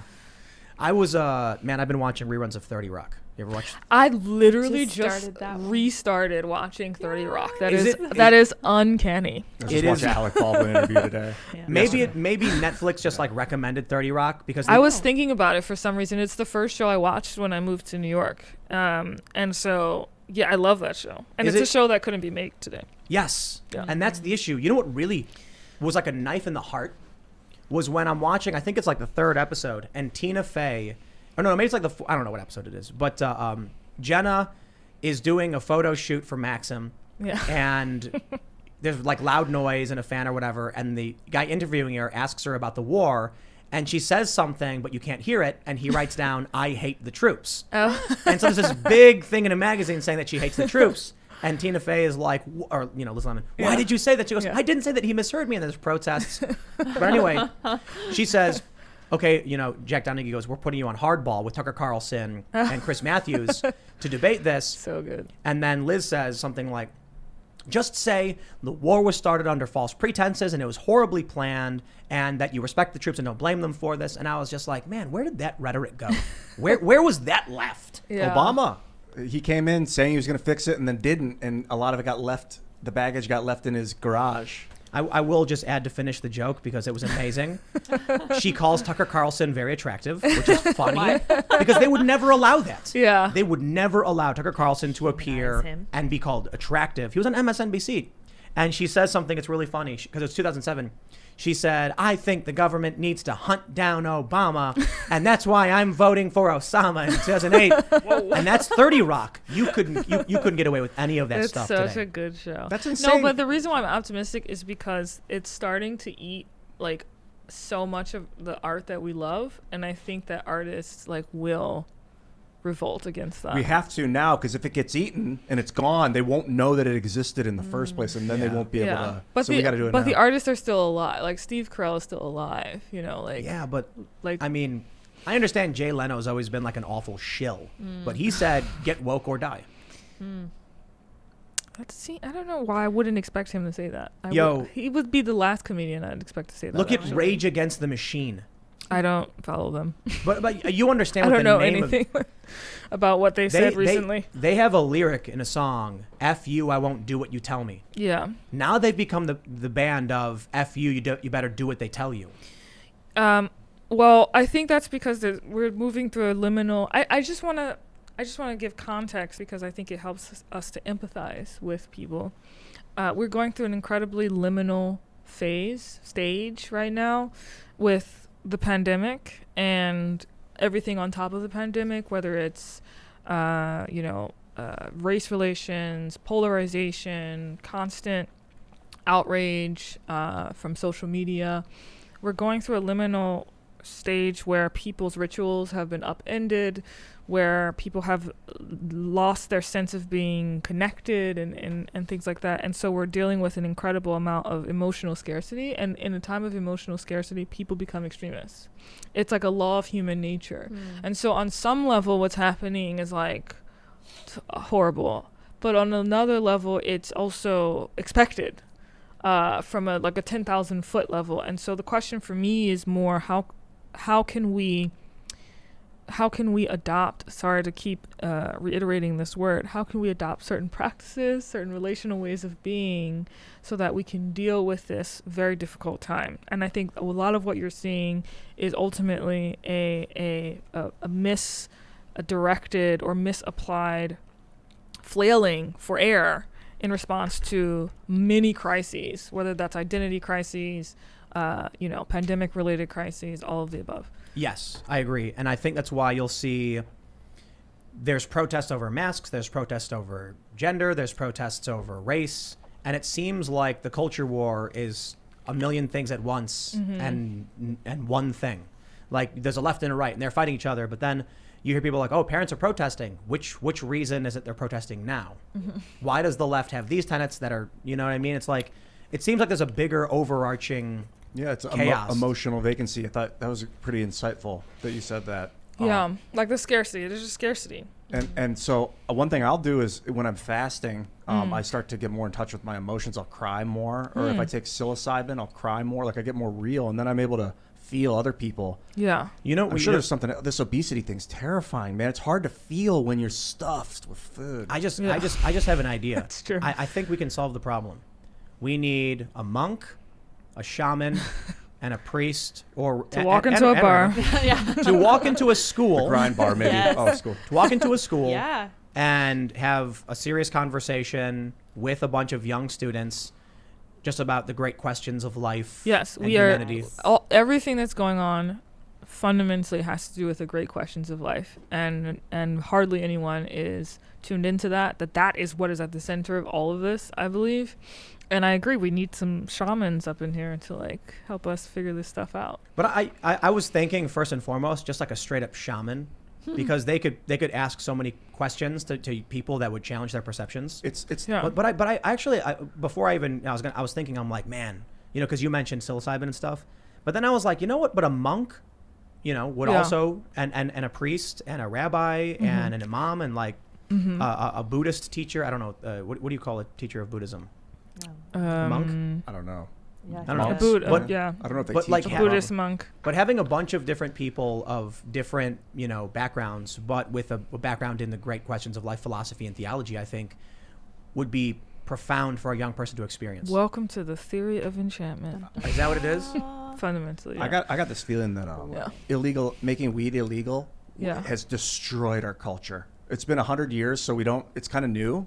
And Yeah. all these people, like people in jail, people afraid, getting paranoid when they're using, when Something they're eating that the plant. already makes them paranoid. You have cannabinoids in your brain, like your brain's ready for it. Yeah. It's been part of our evolution for probably hundreds of thousands of years, if not more. I don't know. You think Yeah. apes were smoking pot? Yeah, or eating it, probably more likely eating it all. And then they would like make big bushes of it, and they'd all sit in a sweat lodge and light this huge bush of it on fire and just chill in the sweat lodge and get really apes, hot. not humans. Apes probably were eating it back in the 'Cause they day weren't and doing slowly fires. evolved over time, got Yeah. more intelligent. Did you ever hear that thing about like apes ate mushrooms? I do think that the story of Adam and Eve is fundamentally a story about it's the story of the development of self-consciousness among human beings, and like the fruit that they ate were like Yeah. mushrooms or something, and then they saw themselves, and then they were paranoid, which is why they were ashamed, and that's what. But actually, it was necessary to go. It's necessary to go through The that tree. phase. What is it? The fruit. What was it called? The fruit of knowledge. Is it? The tree of good knowledge of good and evil. Yeah, Wow. yeah. So it's just like I think it's like a symbolic story about that. Yeah. I think you're right. That's interesting that people, there are people who believe like, some primates ate some mushrooms, started tripping out and like looking at their hands like, wait a minute. Yeah, Woke them up. it's crazy. And that's like, not to, I'm not trying to be disrespectful, but there's an element of similarity in Adam and Eve and then eating the fruit, knowledge of good and No, evil. I actually think it's an incredibly deep. I think it's a deep and profound story, and I think it's more true because it's symbolic, not because it's literal. I think the fact that it's a symbolic story makes it more true, not less true. Yes. There's more likely lots of apes around the world were consuming psychedelics and kind of realizing that they were what they were over time. I think- and they wrote one story about it. Well, it's interesting because, like, in the West, our tradition is Hebraic and Greek, and Adam and Eve, whereas in the Far East, it's the Buddha. But both stories, there's a garden involved, and like, I actually think that like just as an aside, I think that the Far East is, in theory, like their wisdom tradition is more equipped to deal with abundance as a curse, because the Buddha originally was a prince who was born into a palace and had everything, and his father wanted to keep him from the truths of the world. He's going to get old, he's going to die, he's going to age, and all these things. So, eventually he discovers this, and this is the part of his path to enlightenment. But I do think it's interesting that like many stories in different cultures across space and time have an origin story that takes place in the garden, and it's this perennial idea of what happens when you discover that there's something outside of yourself. People need like some kind of fundamental religion. And Well, what do you mean by fundamental? Right. That's a good point. I don't mean like fundamentalists, Yeah. like extremists. I just mean like a base, very, very basic and Yeah, I not- agree with that. I think people need wisdom traditions for sure. Yeah, exactly. Okay, Yeah. so maybe I should have said fundamental religion. It's too close to the word fundamentalist. Yeah. Right. But what does that mean? and- Does that mean that they're never gonna? It can never be taken away from them. Like they believe it no matter No, what. no, 'Cause I that's mean, dangerous. No, like, it's like rudimentary. It's the substrate of reality, Underlying. of how they understand reality. I think I grew up in a religious home, definitely beautiful, also dogmatic in many ways. Same. Very grateful for that experience Yeah. because of where it brought me today. But at this point, I'm seeing everything that's happening in the world. I'm like, my future kids will definitely be raised with some kind of wisdom tradition. Yep. There's no way it's gonna be like vapid or like purely secular. It's just not happening. My issue with a lot of atheists Yeah. is that, and you can check out the debate we had, the discussion debate we had on religion. We did a bonus segment with Sydney Watson and Elijah Schaefer. So I'm not saying this to be disrespectful to anybody, but a lot of atheists have a very, very limited understanding of great questions. And so often they'll say something like, I don't believe there's a bearded man in the sky watching over us. And I'm like, I don't think that's what Christians or Yeah. Muslims believe. Yeah. I think that's like, you actually haven't sat down and had a conversation with a theologist or experienced any kind of wisdom tradition, as you describe it. And so they have this like, I don't know, diminished, or maybe that's not the right word, but very, very Malnourished. That's probably a better Maybe a word. misinterpretation of what God is. You Yeah. gotta kind of Lack of define understanding what God is. in these great questions, because I think when you start to think about some of the, I remember when I was like 18 and I'm hanging out with my friends and they were just stoned off their asses, and I don't smoke. I've never been a smoker, and it was one of the craziest conversations about time, the origins of the universe, And you religion. remember it. That's Yeah, the good part. they were sitting there You're just saying, like the scribe. and then like my contacts were in too long and my eyes were getting bloodshot, so everyone thought I was stoned anyway, so I fit in. No, but like just like asking these questions. And then we had like someone pulled up a picture showing like a linear Big Bang timeline. And then I started thinking about it and just imagining the vastness of the universe. And then we were like talking about how the known universe looks very similar to a neuron when we like map out. And I'm like, dude. Yeah, I was actually.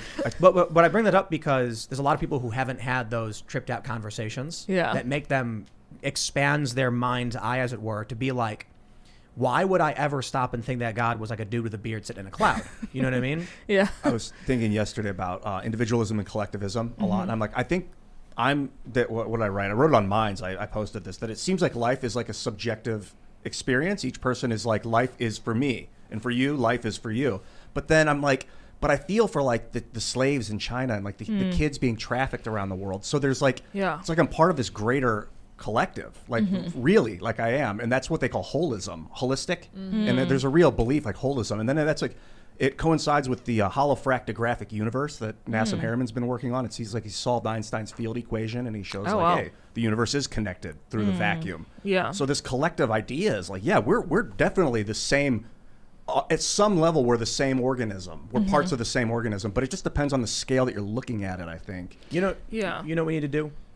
We need to take babies, and then even when they can't talk or anything, have them just do 5 years of philosophy trainings and teachings. Yes. Philosophy. Just hook them up to a neural net and But no. Like learn. having someone sit down with them and start very rudimentary basics of, you know. I agree. And positive reinforcement. Obviously, I'm not Tell saying them that they're go to a baby and pull up, you know, Locke and start talking about liberalism.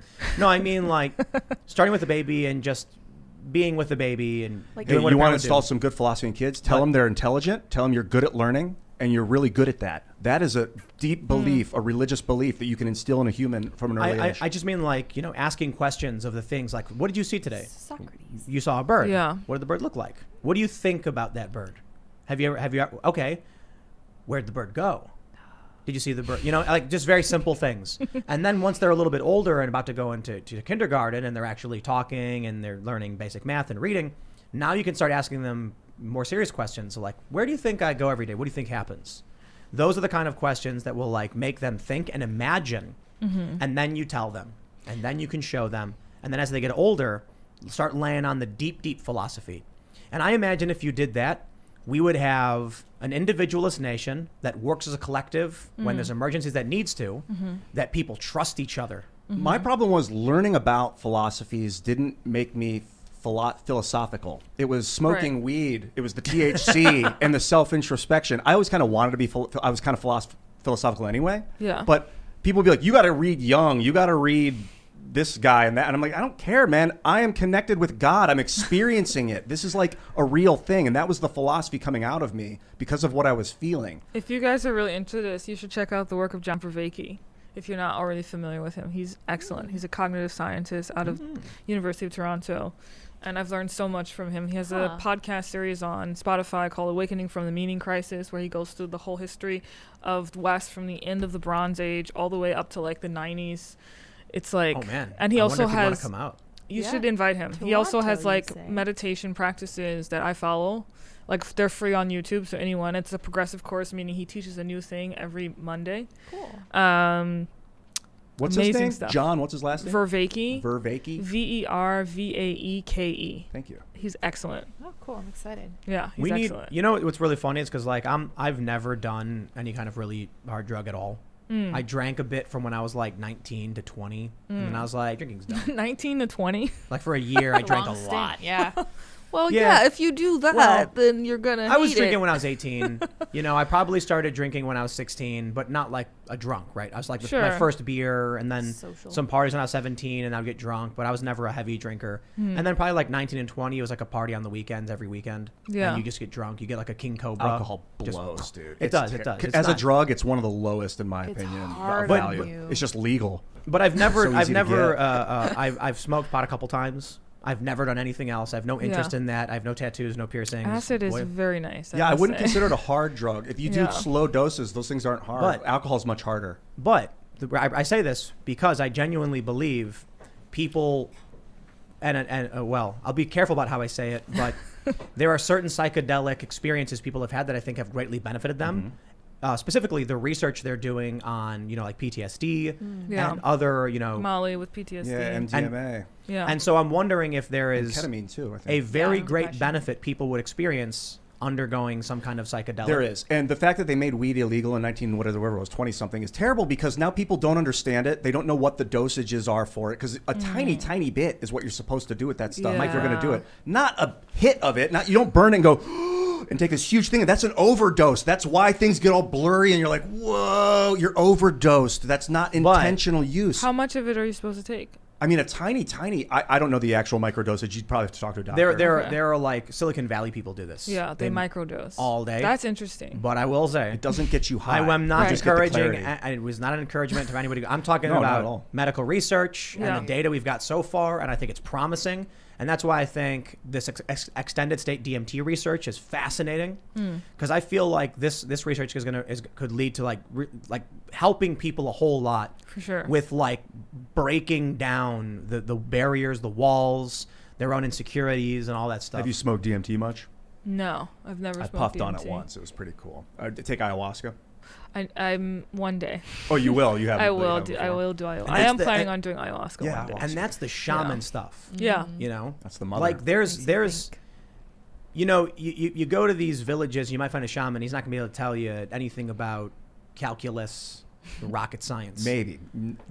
Probably not. But you Well, never know. maybe it's a rocket scientist who's fled to South America and was like, "This is the way." But they can. That'd make for a dope TV show. I'll tell you this. I remember when I was a teenager, when I was a kid, and then I was a teenager. That quote. The only thing, like true wisdom is knowing that you know nothing. Yeah, Socrates. When you finally come to understand what that really means, because you tell You that would love John Vervaeke. it's fantastic. I look him up. Yeah. But when you're He talks younger, about this all the time. and you're so arrogant. Not everybody is, but like for me, when I was younger and very arrogant, and I was like, that means that's stupid. People are dumb. They think they're so smart. And then I get a little bit older, meet more people, and I'm like, man, I'm so dumb. Yeah, I was like, oh, well, I'm the problem. Yeah, Wow, that's I how it realized goes. that in my But 20s. but it's funny because like he's like Socrates is trying to warn me like you're not being wise by thinking this, and I'm looking straight at the quote being like, what a dumbass. And then I'm like later on I'm like, man, he was so much smarter than me. I'm so stupid. Well, one of the reasons why some of these drugs are super cool is because they result in ego loss. And the reason why people have a hard time thinking that they don't know everything is because their identity is attached to how much they know. Right. And their sense of self is attached to how much they know. And if they have to wrestle with the fact, oh, I don't know something, does that mean my life is meaningless? And then they go down this rabbit hole. So that's ultimately like, that's why like acid is like a great drug, because it affords you a sense of ego loss. I also discovered fashion when I did acid. Oh. Interesting. fashion, Yeah. like you got This- into doing fashion? Yeah. Nice. One of the Yeah. reasons I've been a big fan of Jordan Peterson for a while was when he went on that Jim Jeffries show. And he said, he's like, I don't think that, you should be forcing a person to say certain words and, like telling them how they should run their businesses and, who they should invite in. And then he was like, but don't you think it was a good thing that they forced businesses and civil rights movement to desegregate? And Jordan just went, yeah, maybe I was wrong about that. Like just very simply Yeah. like, oh, hey, good point. Yeah. So many people would be like, what? How did, no, Yeah. It's just like, yeah, I see what you're saying. Yeah. That's a good point. Yeah. Humble. I'm like, that's the sign of somebody who's actually thinking, listening, and not so concerned with himself. He's more concerned with what is true, what is Yeah. the great questions. Yeah. In Of search course. of the truth. And the answer, as we know, is 42. Yeah, of course. That's Yes. true. As is my Wait, age. what? Wait, what did you say? According Just to- The answer to the great question is 42. What does that mean? According to the Hitchhiker's Guide to the Galaxy, did you ever Chloe. read that book? No. Why In- is everyone insisting that I read this Why? book? You must. Maybe because you should. He's wonderful. In the book, they're like, "What is the meaning of the universe?" They asked this giant supercomputer. No, they said, what is the great question? What is the great question? Or what is the answer to the great question? Yeah. And the computer at the end is like, you didn't ask what the question, like you didn't tell Millions me what of the years question later. was. Yeah. But the answer is 42, according to that book. So they I don't know, that's real. Earth is a computer, I guess, to like calculate the answer to the great question. Already wrong. It's such Already nonsense. starting off Come wrong. on. It's all good. I've not read the book. I've seen the movie. I have read the never book? done either, but I played the video game. What the It was heck one of is those, it wrong was one of with those you text people? So I'm games not where the you, only one. So You're basically, wrong. in the movie, Earth is destroyed to make way for a superhighway. Yep. And they're given like Okay. only like an hour's warning. it's like, like a Towel. comedy. your Yes. planet will be destroyed to make way for the galactic superhighway. We're sorry for the inconvenience. Have a nice day. And then they kill everybody. Okay. But then Oh my God. later, like, I guess later, I can't remember, like a group or aliens realize Earth was actually a special project to calculate the answer to the question. So they have to rebuild the Oh. Earth and remake it, and everyone comes back and whatever. Oh, interesting. And then they go to the computer. What's the answer? 42. And they're like, what? Like, Have a well, nice you didn't day. give me the actual question. What do you Yeah. want? Is that how it ends? It's a It's a trilogy never with finished 5 it. parts. Oh, it is? Yeah. It's a trilogy? It is a trilogy with 5 parts. Wait, what? Which Oh. tells you Leave it to the everything British. you need to know I about think that's that. British comedy. Douglas Adams. action. Yes. There's a couple Douglas. other movies that I like, and it's, I think it's called Anything Anytime with Simon Pegg. Peg. Yeah. British Is that what it's I people. don't called? know it. I don't know that one. So and then Is it there's also sci-fi? yeah, it's like aliens. To decide whether a race they discover is worthy, Absolutely anything. absolutely anything, grant a random entity on the planet absolute power. Ooh, that's so that's great. That's so a great test. So Simon Pegg just all of a sudden That's a has the great ability test. to do anything. What would be the first thing you do with absolute power? Give it away. That me too. Yeah. Oh, ding, ding, ding. Yeah. Same with I But wouldn't. give it to someone or just make And it you disappear. would lose. No, I wouldn't. What would you do? What's the first thing you do? with it? Ascend to a higher plane. What does that mean? What does that mean? Perceive the universe from external dimensions and explore and just watch and understand and learn and try to learn whatever I could. And then what? What if See, the- here's the problem with your answer. Give the power away. Well, I would disperse sure. it. I would turn it to zero, and all the power. And all Right. the No, power. I would. You would. You would disperse it. When you say give it away, To how do you to whom do you give it? For me, it's like I'd go to Mars. I wouldn't interfere with anything. I'd observe. I'd Even watch. after seeing hang the Your out. very Wishmaster? presence would be an interference Why would it be? because it's physics. If I have absolute power, I would phase out of sync with existence. Okay. Well, so this is we're I would go to suspending physics in this Everything, hypothetical. yeah. Oh, you said absolute. power. Yeah, we'll Yeah, suspend but, like- classical physics. Did Yeah. you? Quantum Oh, physics for did you now. mean like political power? No, No, absolute because we're talking power. about a movie where the dude can literally do anything yeah, at all. godlike Okay, power. can you define absolute? In What does the, that mean? What does so, that mean? Well, hold on. So just in the movie, Yeah. literally anything, absolutely anything. So he can go I'm gonna spoil chill on the all- sun. He Yes. can like. Well, I I'll- mean, yes, you could yes. burn your body alive Well, hold on, too, hold on. if you wanted. Let me. I'll spoil the movie for you guys. Okay. All right. He actually. So the aliens, you think the test is that they want to see what you do with absolute power, and Earth fails the test because Simon Pegg ends up being a good guy who gives the power away and doesn't want to be this powerful entity, and the aliens are outraged. Because, of course, the only thing someone should do with absolute power is cause pain and suffering and control and dominate. And only a few races have ever actually used the galactic power in this way. So then they try to destroy the Earth. But I guess, like, I can't remember exactly what happens. He made his dog his intelligent. And then the dog, He made his dog intelligent. he gave the power to his dog because he didn't want it. But then I can't remember. Basically what happens is the power actually destroys the source of the power itself and kills all of the evil aliens before they can destroy Earth. Right. That's why you give it away. Because if you don't give it away, it'll destroy you. Like the One Ring. If I had Exactly. absolute power, Exactly. I would just go to higher dimensions. They would be coming after you. Who would? The Nazgul. Nobody They can seek you follow. through the... I don't know. I don't know that far. I don't know, man. I just. Have you Great seen power Doctor comes- Strange? I love Doctor. It's one of my favorite Marvel It is films. my favorite movie. Yeah. It is it's my absolute it's favorite. one of my movie. favorite in the Marvel did, universe. Did you just watch the new What If? The new What If? On Disney Plus, there's a show called What If. Oh no, Oh, I haven't cool. What's watched that?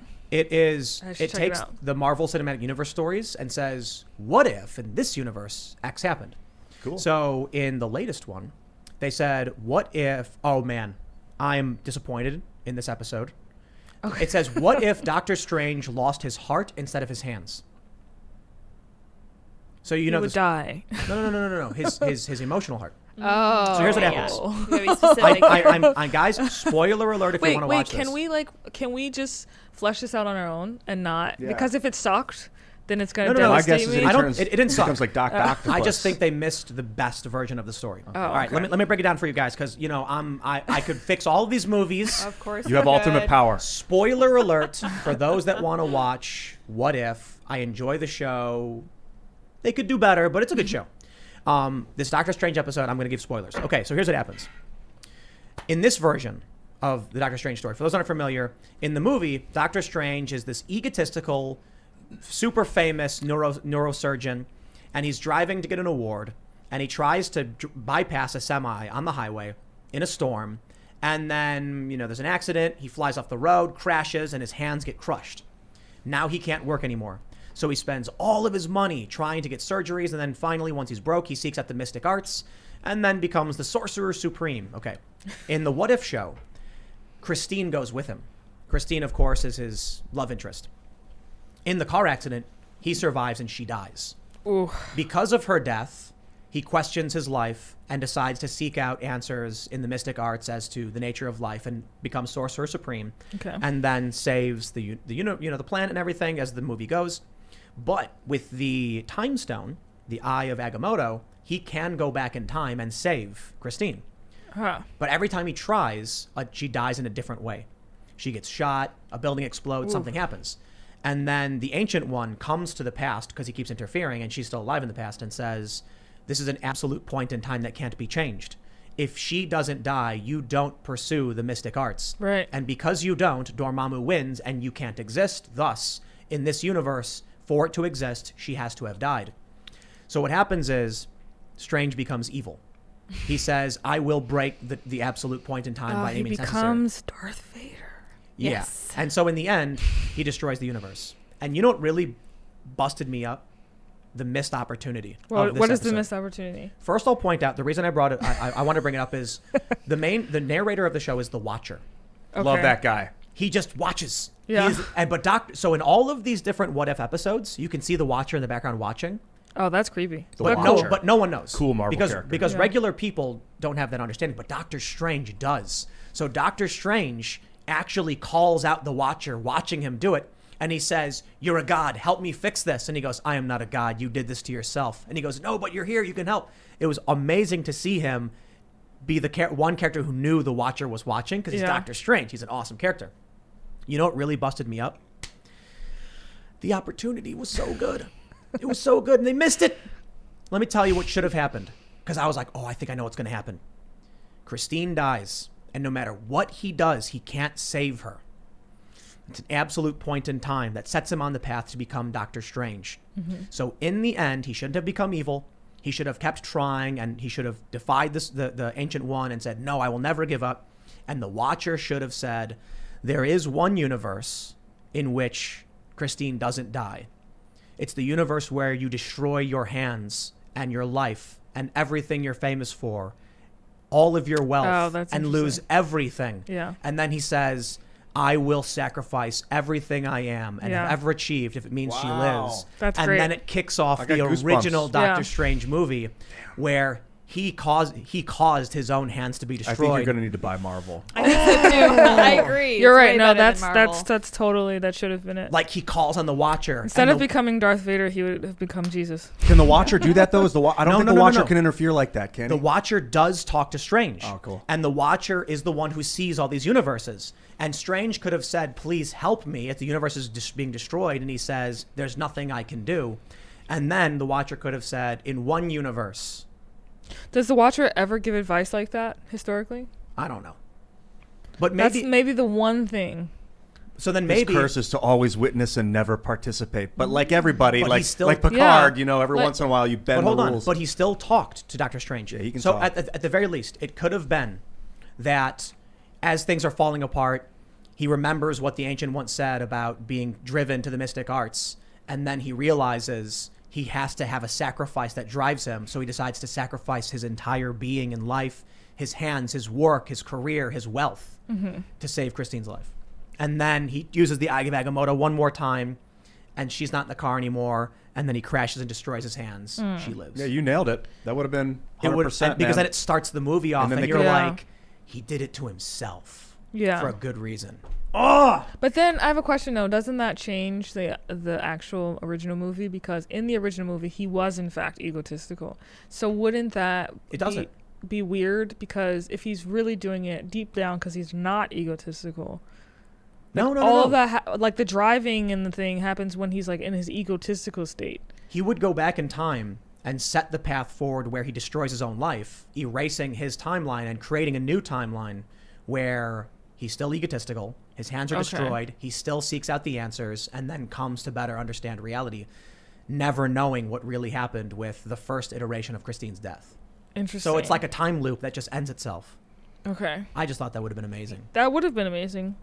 Yeah. You do need to buy Marvel. I think Come on, we gotta man. buy it, man. Anyway, Doctor Strange, awesome. Why are we talking about Doctor Strange? Because I like Doctor Strange. I forgot the connection. I forgot the connection we were making. Timelines? Because Connected you universe? you cannot have absolute power, and that was the whole point of that other movie. No, the end of Doctor Strange, right, where he goes to bargain with death, and the Dormammu. Okay. Well. Okay, but his wise colleague says you always have to pay. You always have something to pay. And I think that's why you can't have absolute power. The bill comes due always. Yeah. That's legit my favorite movie. I love Doctor It's a great Strange. movie. It's an incredible film. It's in my top. I just love the top idea 10 of right this now. narcissistic doctor who's like fundamental belief in science, and then he discovers hidden meaning and truth after he lets go of himself and goes and becomes a monk and then becomes this great and wise hero. Yeah. I'm excited for the new Spider-Man movie because he's like the main. Like, Is he? So the trailer shows Peter Parker asking Strange to do a spell to erase everyone's memory. Oh, And interesting. so Doctor Strange is doing cool stuff. My favorite Marvel MCU character is Doctor Strange. I love that movie. I'm excited for the next. Kudos Yeah. to Cumberbatch, man. Yeah. Fantastic Nailed it. actor. Yeah. Oh, and I was going to say one of my favorite movies is the first new Star Trek. I don't know, what was it called? Not Into the Darkness or whatever, the first one. Oh, also with Cumberbatch? Also with Cumberbatch. Yeah. Wait, yeah, he plays Khan, I think. That's Into Darkness, isn't it? Oh, is that the second one of the Yeah. new ones? Either way, Cumberbatch slayed it. The best part of that movie, I loved him. That was my He was introduction really to Cumberbatch, too. But Oh, it's yeah. like He Khan badass. wasn't it Ricardo Montalban or whatever it was? I don't know who that is. Oh. They just like I guess Benedict Cumberbatch is good. He was not a good Julian Assange. I thought that was awful. Oh, I But didn't he see is that. a really good Doctor He Strange. had a Yeah. I'm weird, impressed. dark voice as Khan. I was like, what the heck? Yeah, is when he this? says his name, got and used to it, though. then alternate timeline Spock is like, oh snap. Yeah, it was Ricardo Montalban. Yeah. Yeah. Let's read some super chats from Yeah. everybody. Wow, we're a little late. We went a little bit late because we don't do the bonus segments anyway, and I really wanted to talk about that Doctor Strange episode because it was eating me alive. I'm glad you did. That's yeah, awesome. no, that's good. That's a good resolution. I'm like, man, can we just make that? Because that's what I want to watch. Yeah. I want to believe it. that in the end he became corrupted, but then truly realized what it meant to be a hero, and then created a new timeline for We himself. have Is to it that make- you can't take one of your favorite people like descending into evil, darkness? You can't take it. I felt like it was out of character, to be honest. Well, the Shakespearean tragedies are always not what you expect. It's not just that. I'm fine watching Doctor Strange go totally evil and then say, "Oh no, what have I done?" But there was no payoff for it. It I was see. just like, well, we were told he was going to destroy the universe if he did. He didn't care and did it anyway, and the universe got destroyed. I'm like, what was the lesson? What happened other than just Okay. it's the end of the universe? He wasn't thrown into like despair. He was. Yeah. Yeah, it's like the universe collapses and then he's just like trapped in a gem or something. And he saves Christine, but then she gets, she disintegrates in the collapsing universe. How do you feel about Star Wars? Sorry to keep coming back to this. The original Star Wars? Yeah. Great. The prequels, silly but fun. The sequels, Ugh. just the worst trash I've ever seen in my How do you life. feel about Darth Vader's arc as a Uh, character? I think it's so fascinating. It's really, really good, but I know that you have to watch Clone Wars to get the full grasp of his transformation. Okay. The movies themselves don't do it justice. Sure, And yeah. I was not a fan of It's more like... plot driven in the movies than character driven. I think like- a lot about it because I think using the dark side is necessary. Yeah. And For sure. we have to be more. We have to not fear it, but be familiar with it to control it, so that it doesn't take over. This I is think what the shadow Jedi, work the is Jedi about. are awful. Jedi are awful. Like, have you ever played Knights of the Old Republic? When you meet the Yeah, gray Jedi, and they're like, I dated someone who said that the Jedi were awful. they The are awful. religious zealots, not Absolutely. necessarily. We are no longer dating. Oh, wow. You'll have to go deeper on why you think that's awful. So the Sith are bad because Yeah. they covet power and they're willing to kill to gain more. The Jedi Yeah. are bad because they're dogmatic and That's fair. it's a dogmatic religion of celibacy and monk stuff. Is- and that's fine to an extent. Yeah. But not when they wield power and try to assassinate a chancellor because they think he's a bad guy. But he was a bad guy. And So they knew. what? They knew. They could feel it. And the problem is it's very obvious if Mace Windu did not try to kill Palpatine at that moment. I agree with that. They would have completely. won. But I- there's I agree. zealotry. Actually, I don't think. He's evil. He must be I stopped. totally I have agree to with kill that. him. Yeah, I agree with that. And They, what they lost their way. You don't think you And should what have just did- killed him? No, What did Anakin no. say? It's You're not, not the supposed Jedi to. way. You're supposed to arrest him. Yeah. And he said he's too I, dangerous. But I he's a can Sith see Lord. that You- scene I think in my head. A yeah. Jedi's supposed to kill a Sith Lord, right? If they That's face the to face problem. Well, that's the That's the problem. dilemma. That's the dilemma. Because the Sith Lord was also like an elected member. So the problem is they're religious zealots who would throw out the rule of law for their own personal Interesting. religious drive of what is truly evil. Wow. And Anakin watched that happen. And he's like, it's not the Jedi way. He should be tried. Yes, they should have arrested him and told the world he's a Sith Lord. What should we do? And yes, they had to prove to the people and resist the powers of the dark side. And it would have been the difficult choice. But instead, Mace Windu was like, I don't care. It's easy. I'll kill But- him now. but And wasn't Anakin's like, he- whoosh, nope. But was Mace Windu under threat of being killed in that moment? Remember, because the Palpatine, whatever. He was blocking the Force lightning. I disagree. In fact, he could have said, Anakin, help me subdue him. And Anakin probably would have. And he would have said, I don't know. Anakin said, Anakin was almost turned by that point. Yes, but he said, I need him alive. And so Yeah. Mace could have said, to learn from him. Yeah. And then Mace But could've- Mace didn't know this. Mace didn't know what was going on. but why do you, don't just I'm try not to trying assassinate to. I'm not the trying to Chancellor. defend. I think it's more of a dilemma than it is like cut and try. I think it's more of a dilemma. No. What happened then? The Chancellor used the attempted assassination to justify the extreme expansion of powers and to hunt down the Jedi. If I'd been a Yes, but gray like Jedi, that one incident caused that. if That's absurd. If a gray Jedi had walked in and slaughtered the Emperor in that moment and ended the Chancellor. Chancellor, and ended the Sith, what would have been the problem with that? You have to. So you're coming at this point, this situation from a state of absolute knowledge. Good and evil, yeah. Imagine you walk into a room and you see two people, and one's on the ground saying, help me, please, and the guy says, don't listen to him, he's evil. And then what would you do? You'd Read the script, baby. No, I'd use the Force. No, I'm just kidding. I don't know what I would stop the guy who's about to kill somebody. That'd be a weird thing And to see. so the issue is, Anakin says it's not the Jedi way. Mace Windu should have said, you're right. Mm-hmm. I agree with that, but I don't think that's a a folly on all of the Jedi. I just kind of felt like for Anakin to instantly be like, I hate you to Obi-Wan, I was like, that's weird. No, that was unbelievable. Did Luke use the dark side as well? Yes, which is, I think, and George Luke Lucas, did. who wrote it, disagrees. But yeah, because he was learning it from, wasn't he learning it from the little green man? Yoda? Yeah. He was using Yoda Force wasn't the dark push. side. He was using learning to fact check me on this, but he was learning to channel it. He was channeling the No. light side. Yoda was teaching him how to use the light Yoda's side. a Jedi. No, but when he went against his father, he could have killed him, but he didn't, and that's how. And he was like almost driven to do that, and so he resisted the dark side. He was like in the face Or of did the he dark resist side. the light side? I think he resisted the light side by being able to accept his father. Oh, I see. Yeah, You're saying the light should have ended the darkness. exactly. Interesting. But Carl he did. Jung, but hold ladies on. and gentlemen. But by doing so, it ultimately converted Vader back to the light. Right. Exactly. So it Theory wasn't of enchantment. It wasn't the. He resisted his own impulse to convert him, and because of that, he He converted. converted. Whoa. Dun, dun. So basically, Daryl Davis was inspired. Exactly. I was just completely gonna say, by Star Wars. Daryl. That's also what Daryl Davis did. That's also what Daryl amazing. Davis. We did. should read super chats because Yeah, we're we just going really on. should. Wow. Yeah. All right, Harry Toe says, I'm so excited. I found a farmer that will let me put my finger in a cow's mouth. Oh my. He didn't ask any questions. I thought that was strange. Uh-oh. Gosh. Find a different farmer. Talk to your farmer. Blue Sea says, I loved when Chloe was on Dark Horse with Brett and they discussed her theory of enchantment. What an awesome mind you have, Chloe. Thank you.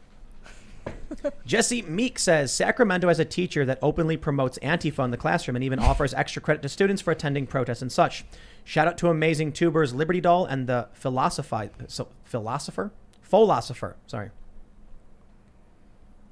All right, let's see what we got. Revan Sheridan says, Tim, I live in the Deep South in the New Orleans area, and I was being taught CRT in elementary back in the late 90s.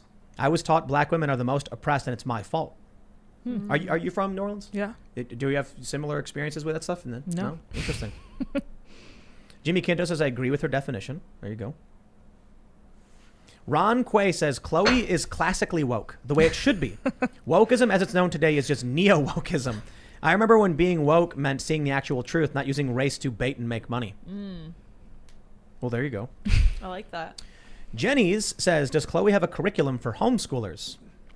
So anyone can go to theoryofenchantment.com and enroll in our online course. So it doesn't matter who you are. It's a self-paced course. Anyone can access it. Right on. Very cool.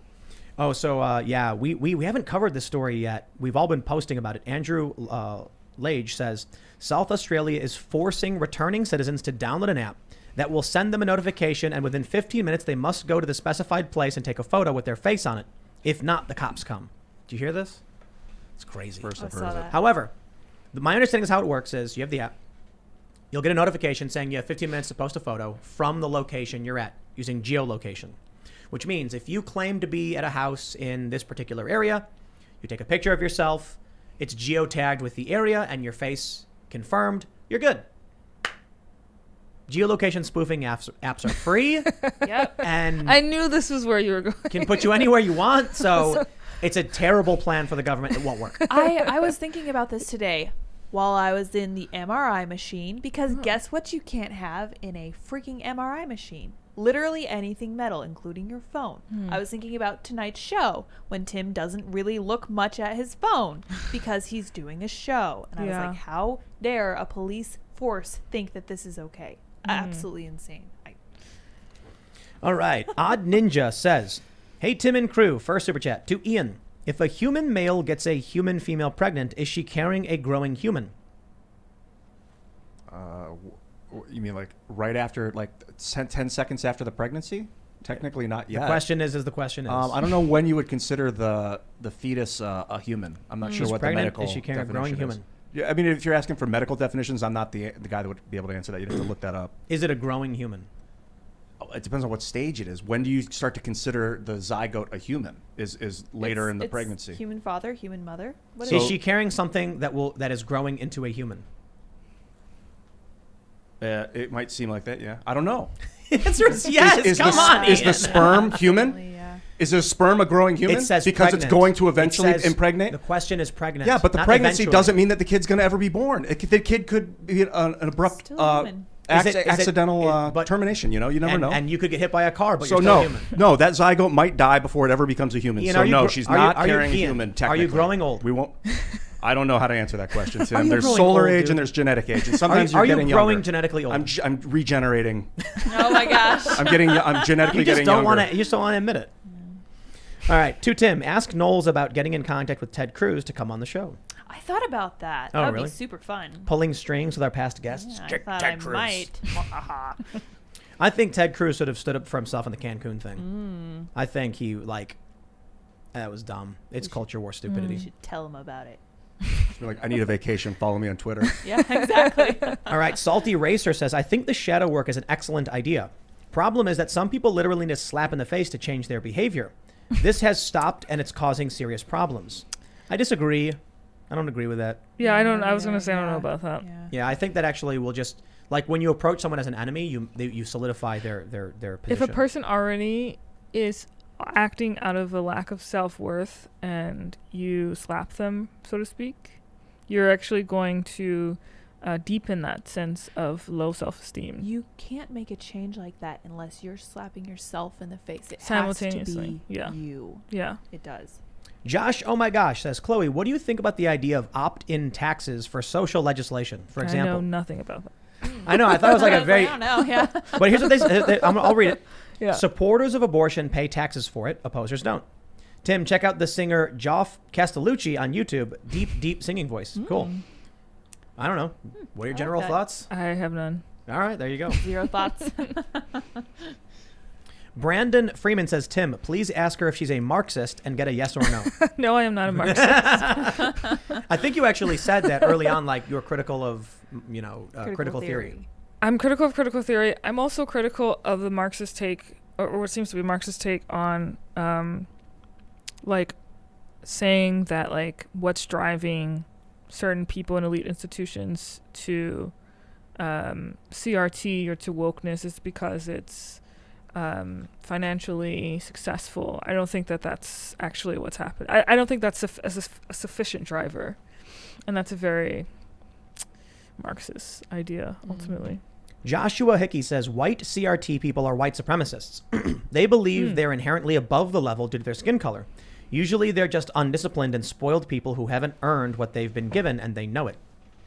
That's interesting. One of the things that I've said and Carl Benjamin has said is that many of these white woke people are white supremacists with guilty consciences. Okay. Let me think about that for a second. But I don't know. I don't know about that. I mean, what is the role of guilt in this particular context? So The self-flagellation that we That's spoke what I was about. thinking about. So one of the stories I tell a bit too much, sorry, audience, for beating the horse, but was when I was in the North Dakota pipeline protests. When I was there, and I met a guy who told me that Asian culture was influenced by, so here's what he said. I said I had a meeting. He said, "What do you mean you have a meeting?" I was like, "I got to be in LA in a couple days, so I got to leave soon." And he goes, "That's colonial thinking." To fly to LA? Well, I was driving. I mean, Oh, Right. to drive to LA? But he was like, to have a scheduled meeting. He was like, the Native Americans don't have that. They wake up when they wake up. They know. Goodness, not this again. And what I said was, I was like, what are you talking about? I was like, how's that colonial thinking? What does that mean? And he goes, like, the European colonizers brought that here. It didn't exist before they brought it here because the Native Americans didn't have it.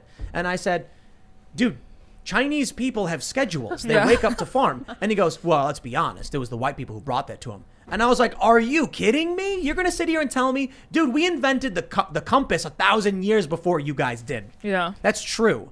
And I think I'm curious, how did he take that? he got flustered. I called him a white supremacist. I said, I am not going to sit here and listen to a white supremacist tell me that my culture, which was 1,000 years more advanced than yours, is responsible for everything that my ancestors did. You had nothing to do with it.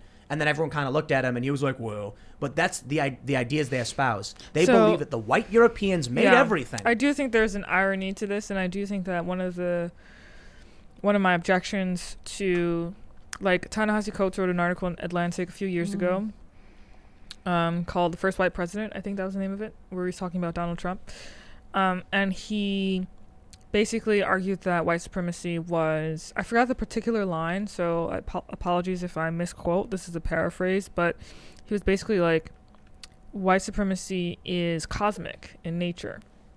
And my thing was, if you actually believe that, then you actually believe in white supremacy. You would have to believe that white people are, in fact, omnipotent in order to believe that it is cosmic and everywhere in nature. Yeah. And so that story resonates with me. And I think it's one of the blind spots and the ironies going on in a lot of these arguments. Yeah. I see a lot of people mentioning we in the chat because I said we invented it. Yes, I'm part Asian. That's the point. Surprising. Is that I was sitting in front of a guy who was overtly white. And yes, I am still mostly white, German, Irish, British. And I think that's it for the most part. But the point I was making was like, this dude was directly insulting my Asian heritage. And so I'm like, to reference my ancestors and the work they did for you to come here. Obviously, I understand, like European colonization. This guy was just a white supremacist. All right, Scott James Pilkington says, "Greetings, Shimcast. I smashed it for Ian. I'm very much looking forward to you looking into the Freedom Phone. My phone is only 2 years old due to all the bloat. It's almost useless. How to fix bloatware. Flash the phone and get like a new operating system. Graphene OS? Graphene OS, I've heard, is good. Yeah. I was gonna say, it's And I'm saying that because, you're Ian. And I like graphene. Yes, sir, yeah. And like that's graphene. right. Right now, there is a sad Ian. And by simply smashing the like button, you can ensure that today, a sad Ian will not be sad any longer. Get your graphene here and now. Also, the Freedom Phone thing's going to be a while. They're on back order till like Oh, November, yeah. I think now. So give us a Popular. few months on this one. And the problem is we can't expedite it. So it's like, Yeah, we're not going through Eric on this. We're going to go through the company to get, so we're not getting Potemkin phones, basically. We Yeah. don't want things that So- has been tweaked to look right. but maybe there's an easier way to do it is if somebody gets a Freedom Phone, we can work with you or your phone or whatever and something like that. The issue is that if we go to them and say, hey, can we get phones? Well, then we're getting phones from them and you can't trust it. We can't ask them for phones, and we can't even ask for an expedited phone. Hey, here are the people we're getting phones delivered to. Can you? No, because then they're going to send them clean, fixed phones or whatever, or Gotta be they're going to sneaky. send it's compromising the security. So yeah, well, it just could take some time. But that's Yep. a good sign that they're on back order, doing extremely well. Yeah, I'm glad they're doing well. Oh, okay. So Christopher Lambert says, George Carlin and the Use on Context, Doing It Again Special, 1990. All right, so you were. So I was not born. You were not born, and I was 4. I was not born. All right. C. Hennessy says, Tim, Kevin Paffrath is the real guy you should be looking at for California governor race. Dude's JFK-style Dem leading is in state polls. He's also known as Meet Kevin on YouTube. He should be able to get the Dem votes. I did see that. He's not beating Larry Elder in aggregate. There may be a poll showing him ahead, but he is doing really, really well, and it does seem like an interesting guy. I've seen some of the videos and some of the stuff he's talking to. My problem is I don't trust voting for the Democrats after the 2018 midterms. They promised in 31 districts they would get away from the culture war and focus on real issues for the families. And as soon as they got in, they went to Nancy Pelosi and says, "What shall we do, my liege?" And she said, "Impeach Trump." And went, "You got Do it." you find there's a lot of cross-contamination between governors and Congress? Like if a governor is Democratic, is that really that big of a deal? Yes. Relative to their influence in or are they kind of autonomous? When California proposed, I don't know if you saw this, what was it, Prop 42 or something? I don't know, Prop 6. They proposed removing the non-discrimination clause from their constitution that barred discrimination on the basis of race, national origin, sex from their... Why? Because they argued that it inhibited their ability to engage in anti-racism. Yes, because anti-racist discrimination is good in Ibram Kendi's book. All of the national Democrats were endorsing it. Okay, that's hyperbolic. Many national Democrats and Democrats from other states were endorsing So it. you think that it says Democrat is more of a warning, like, hey, check this, you vet this guy because he's identifying with this weird party. Not that if someone puts Democrat on their shirt, they're necessarily a bad person. What happens to people like Kimberly Klacik and Billy Prempeh? They can't get money from the party. They can't get support from the party. It's hard to fundraise. So people in the party, regardless of it, whether it's a mayor or a state rep or a governor, are still beholden to the DNC, the Democratic National Committee, I think is right. Yeah. Because they want the access to fundraisers, the data, the promotion. So they're plugging into the So a the governor, sewage dump. party member's a party member. Ew. And I don't like the Republicans either, to be honest. You know. I don't like political parties. Me either. Yeah, I agree. I agree. All right, let's see what we got here. Tasserus says, Ian, rights can be thought of simply as the ways you can be wronged. They can be derived by observing how life grows and how it can be stunted. I don't know about that one. I don't know. We've been having kind of an ongoing debate about what are rights, what are natural rights, also about abortion, which is where that came from earlier. Okay. So I'm of the opinion that natural rights exist and are, some people would say, granted to you by God. The other way to describe that is just that they're an intrinsic part of being. Ian thinks that rights are cultural and don't inherently exist. Can you split the difference between the two? Probably, yeah. I feel like the Americans were like, we're going to set up a system where we have what we think of as like rules, like rights based on the Christian Bible. Yeah. So they built the Bill of Rights. And they told us it was given to us by God, inherent, inalienable. Nothing they ever did had anything to do with it. It was just there to begin with, and they're kind of protecting it. I don't think so. Because if we got a new government, they'd start telling us, your right is to wake up in the morning. Your right is to worship the dear leader. These have always been your rights. Your grandfather fought for these rights. And then eventually you're like, my rights have always been that. So like, it seems like cultural brainwashing. Well, is it possible that one could just be wrong and the other could be right? It is possible that there is like an objective reality and there's a way of behavior that serves our propagation and the species. And these might be those. We might be onto something with that, yeah. Okay. But I think without the American military to enforce it, they don't exist. It's not real. Sure. Well, so is your definition of real enforceable? Yeah, if it's not enforceable, it won't be there. Okay, that's interesting. I don't know how to feel about that. I think that rights exist. We have many, many rights, and governments try to infringe upon them for the sake of cohesion, power, Yeah, because stability. isn't that an argument for power all the way down? Basically. It's terrifying, but I feel like that's real. The reality is the person with the big weapon has always run the show. Yeah, but that doesn't... Why does that mean...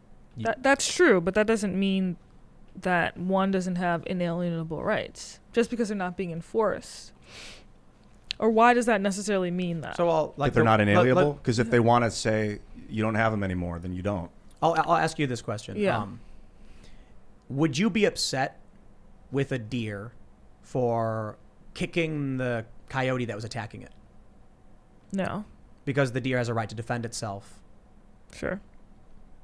The right exists. We recognize it. We don't fault the animal. Yeah. Would you be upset with someone, with like a woman? This is a weird analogy, by the Yeah, way. because the way you said the deer has the right to defend itself is kind of a misuse of the word right in the term of natural rights that we're talking about. How's it a right misuse now. of the term? Well, it doesn't. The deer doesn't have natural. Just the deer defending itself isn't really. It's not exercising a right. It's just defending itself. Would you or it be dies. upset? Yeah. Would you upset if I agree with that. if a person was being beaten in the street and a guy was just pummeling him, and then he grabbed a wrench off the ground and smacked the guy in the face and killed him, would you blame the guy who was being beaten?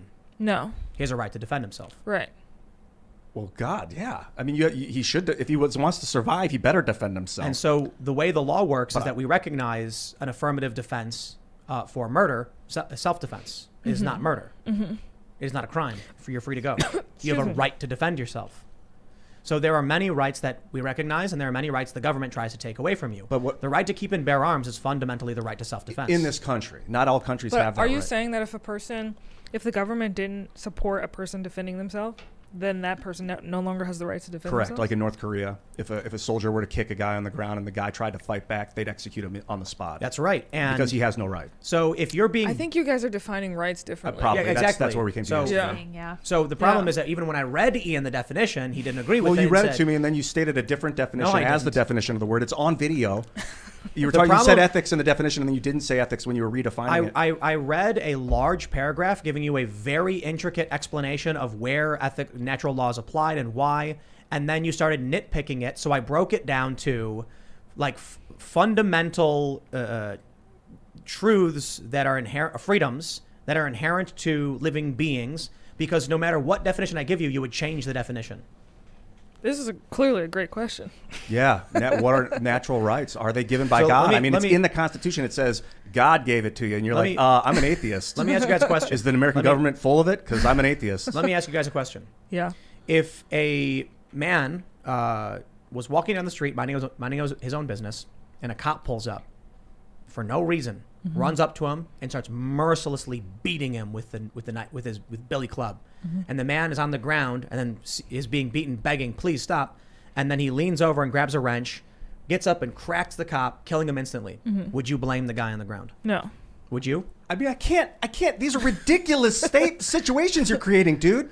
Oh, there's no context. I don't know what that. I gave can't you blame the either of context. those guys for that. I don't know what's going on. I gave you the context. But you just gave me a limited from the moment I saw it start to happen to when All it right, ended. I let's don't know try again. what caused Let's try it. again. Let's try again. If a man was selling Lucy cigarettes outside of a bodega, and the cops came up and put him in a chokehold, and he was screaming, "I can't breathe," and then he grabs a wrench and swings it, hits the cop, killing him instantly, would you blame the guy being choked?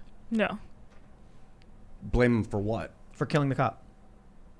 Jeez, that's a tough one. Because if the cop, if you attack a tiger and the tiger bites your face, Would I you- blame the guy that attacked the tiger. Would you not blame a the tiger. man Well, I blame put them in a both. chokehold being I blame them dropped to the both. You got to blame them both. If you stick your hand in a tiger's mouth and it bites your finger, I can- it's your I can- fault I- and it's the tiger's I fault. can understand both argument, but I would still mostly blame the cop. So that was the Eric Garner case. Yeah. And you still... But okay, fine. Self-defense isn't, it's not okay. Self-defense, I'm not saying that the reason it's okay to defend your life is because you have a right. You have to defend your life to survive. Now, we built a legal Now you understand what rights are. infarction for that. Is that the infarction? Is that the right word for that? Infarction is That's a heart attack.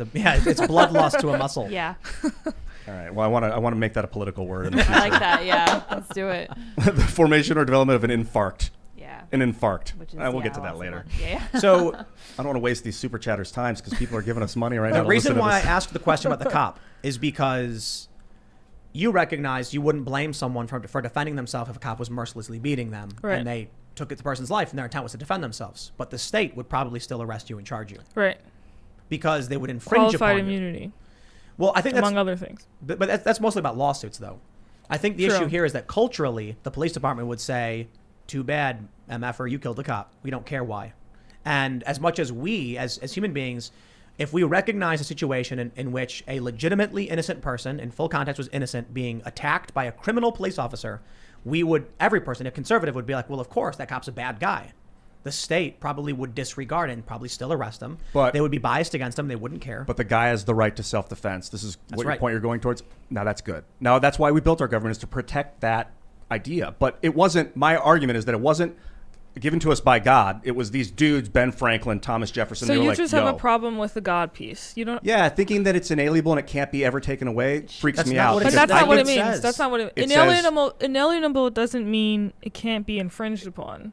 It seems to, people seem to think that if you're out in the middle of the wilderness, you still have those rights. I don't think so. You do. No. What do you mean? If you're naked in the woods, you don't have like the right to self-defense and the right to free What are speech. you Like, talking dude, about? if a Yes, dog, you do. You can pick up a they don't, rock and they don't throw it at the exist. wolf. You still can do those things, but you don't have a right. There's no. I still don't understand what your definition of right is. A doesn't right is know. like, it's like, well, what is the definition of rights? Things I that read are it to you, Ian, you abilities didn't that are given to understand. you by God. This is what natural. No, it You're isn't. talking about it's natural something inherent rights. to the dignity of what it means to be human.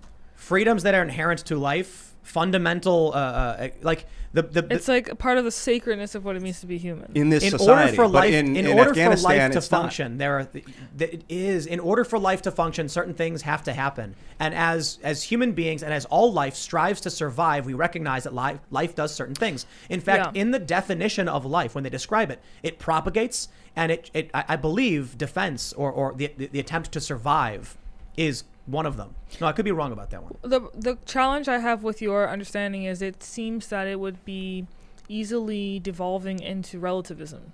It is, and that's why people are going crazy right now and railing against the U.S. government, because the government's like blindly being like, okay, I get it. We think that this is the best way here and now because we're in it. We're in it. We haven't seen a better system yet. So to us, this is the right way. But it doesn't mean it's the only way or ever will be or ever was. I think you're confusing like rights and privileges. I've seen people be like, "You can't do that to me. I have the right," and I'm like, "Dude, you have to stand in front of that right. Like you have to healthcare- make sure." Healthcare is not a human right. Right.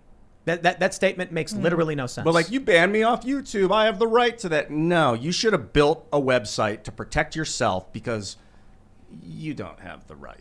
You think the government is protecting your rights because they say they are. But no, but here's what you misunderstand. you got to protect your own rights and create them. So the right to free speech exists. The right to expression exists.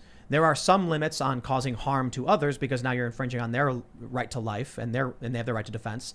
But when a massive multinational corporation takes up all the land, we actually have battled this out in the courts. We've decided that publicly owned private spaces, you are required to allow free speech. So Occupy Wall Street, for instance, was only possible because the people went on private property and the private company said, you have no right to free speech, you're on my property.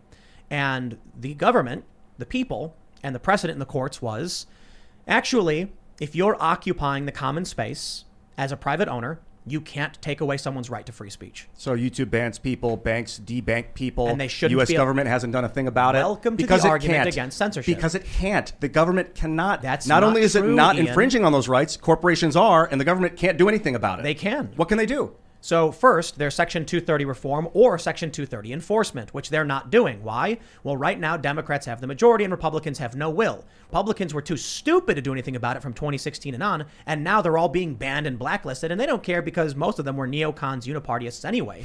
Now you have the issue of just enforce Section 230. Never was this law intended to allow Twitter to arbitrarily create editorial guidelines on what opinions you're allowed to have. YouTube doesn't come to me and say, we're concerned about the safety of individuals, so you can't talk about Donald Trump's election. That makes no sense. They have editorial guidelines. Now, are there other places you can go? Technically, yes.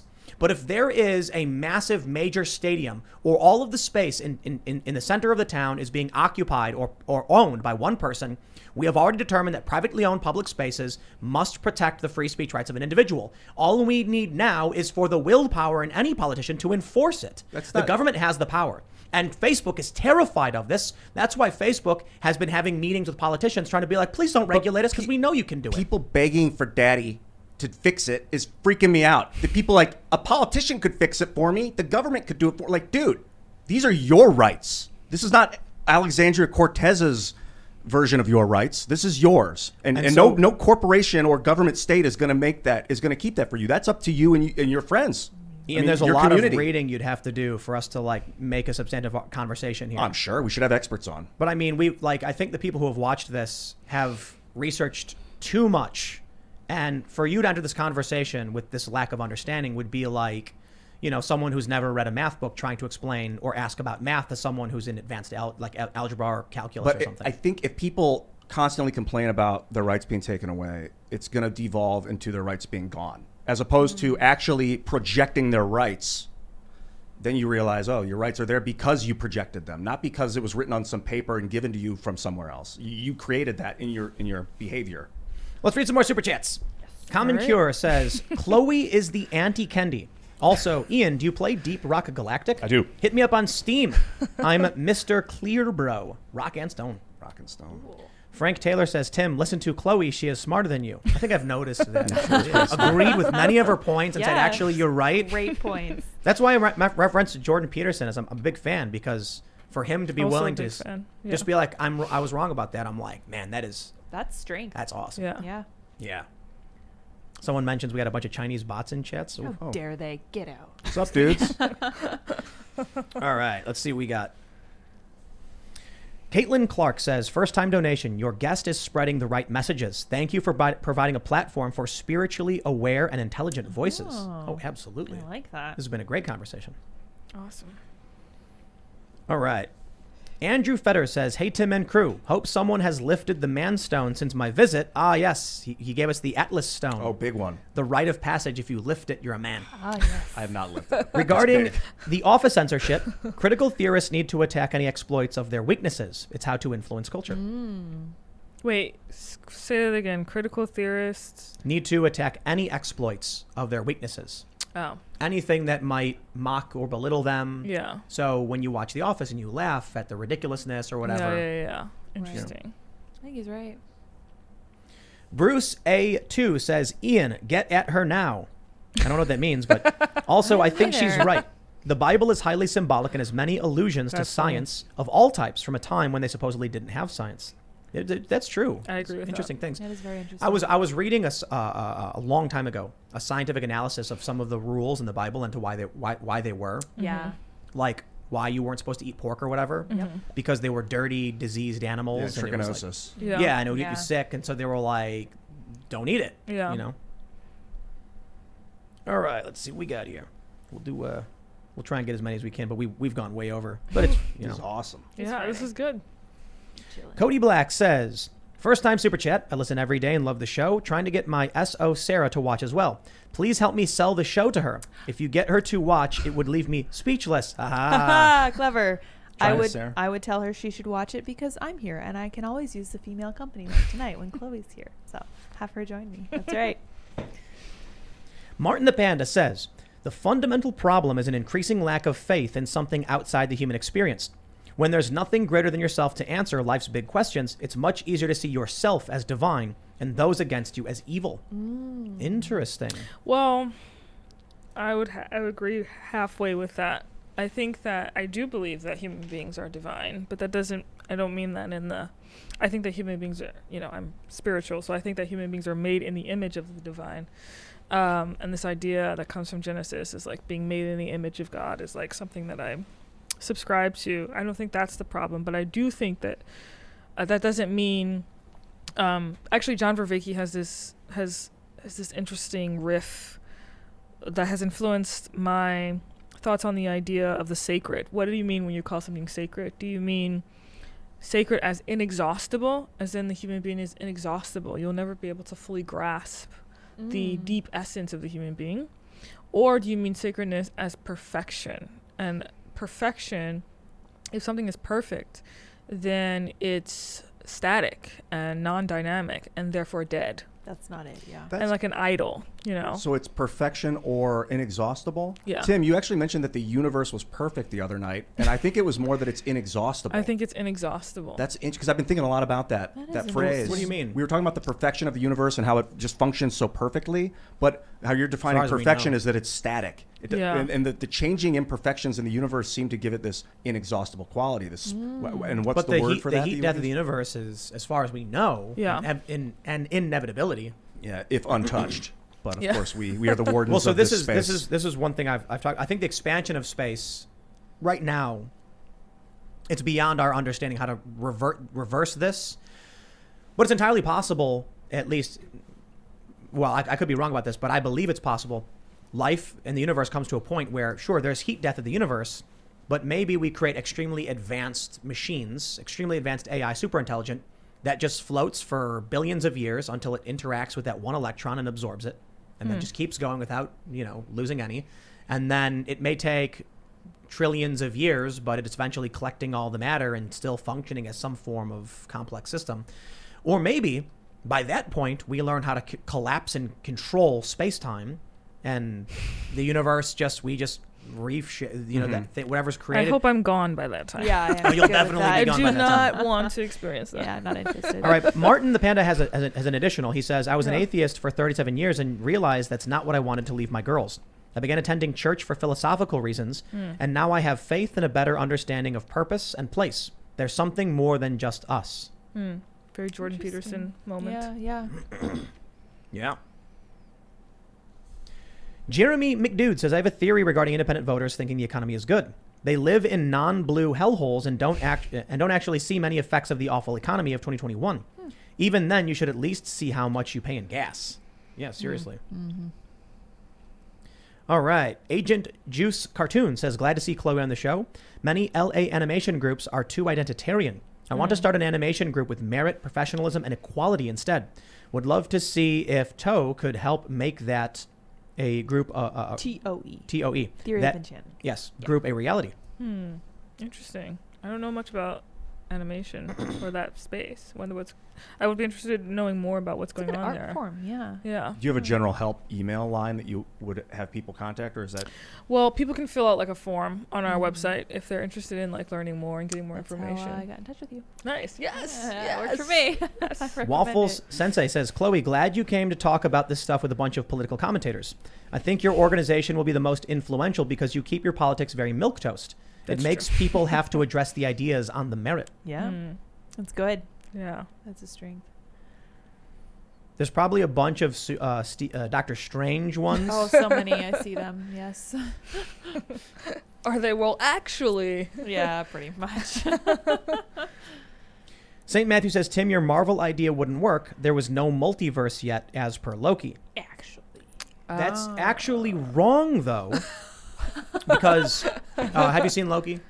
No, I haven't seen it. So instantly, the moment that they, I guess, well, I forgot the woman's name already. So what was her name? Sophie or something? I don't know. She killed the one that remains or whatever. Instantly, the timelines fracture. So it's like, even if there is only one sacred timeline, in fact, the Loki timeline, where there's only one timeline, the sacred timeline, actually exists in a superposition of infinity with all the other timelines, just somewhat isolated from them, because there, as he mentions, the moment you kill me, there will instantly be all these other, conquerors who will be around you. So it did exist. That's why I think there's an issue with the Loki show trying to do the sacred timeline, because we've already referenced the multiverse and other timelines, and they have no explanation for how this interferes with those ideas other than to say it was inevitable that the one that remains would be killed, shattering the sacred timeline, creating infinite timelines, and changing the past, and thus all those alternate universes could have existed anyway. And the show What If actually explores these other universes which exist anyway. Anyway. I did not follow that Yeah, at that was all. like another language, but I'm learning. Yeah. So Speaking of Marvel. Yeah.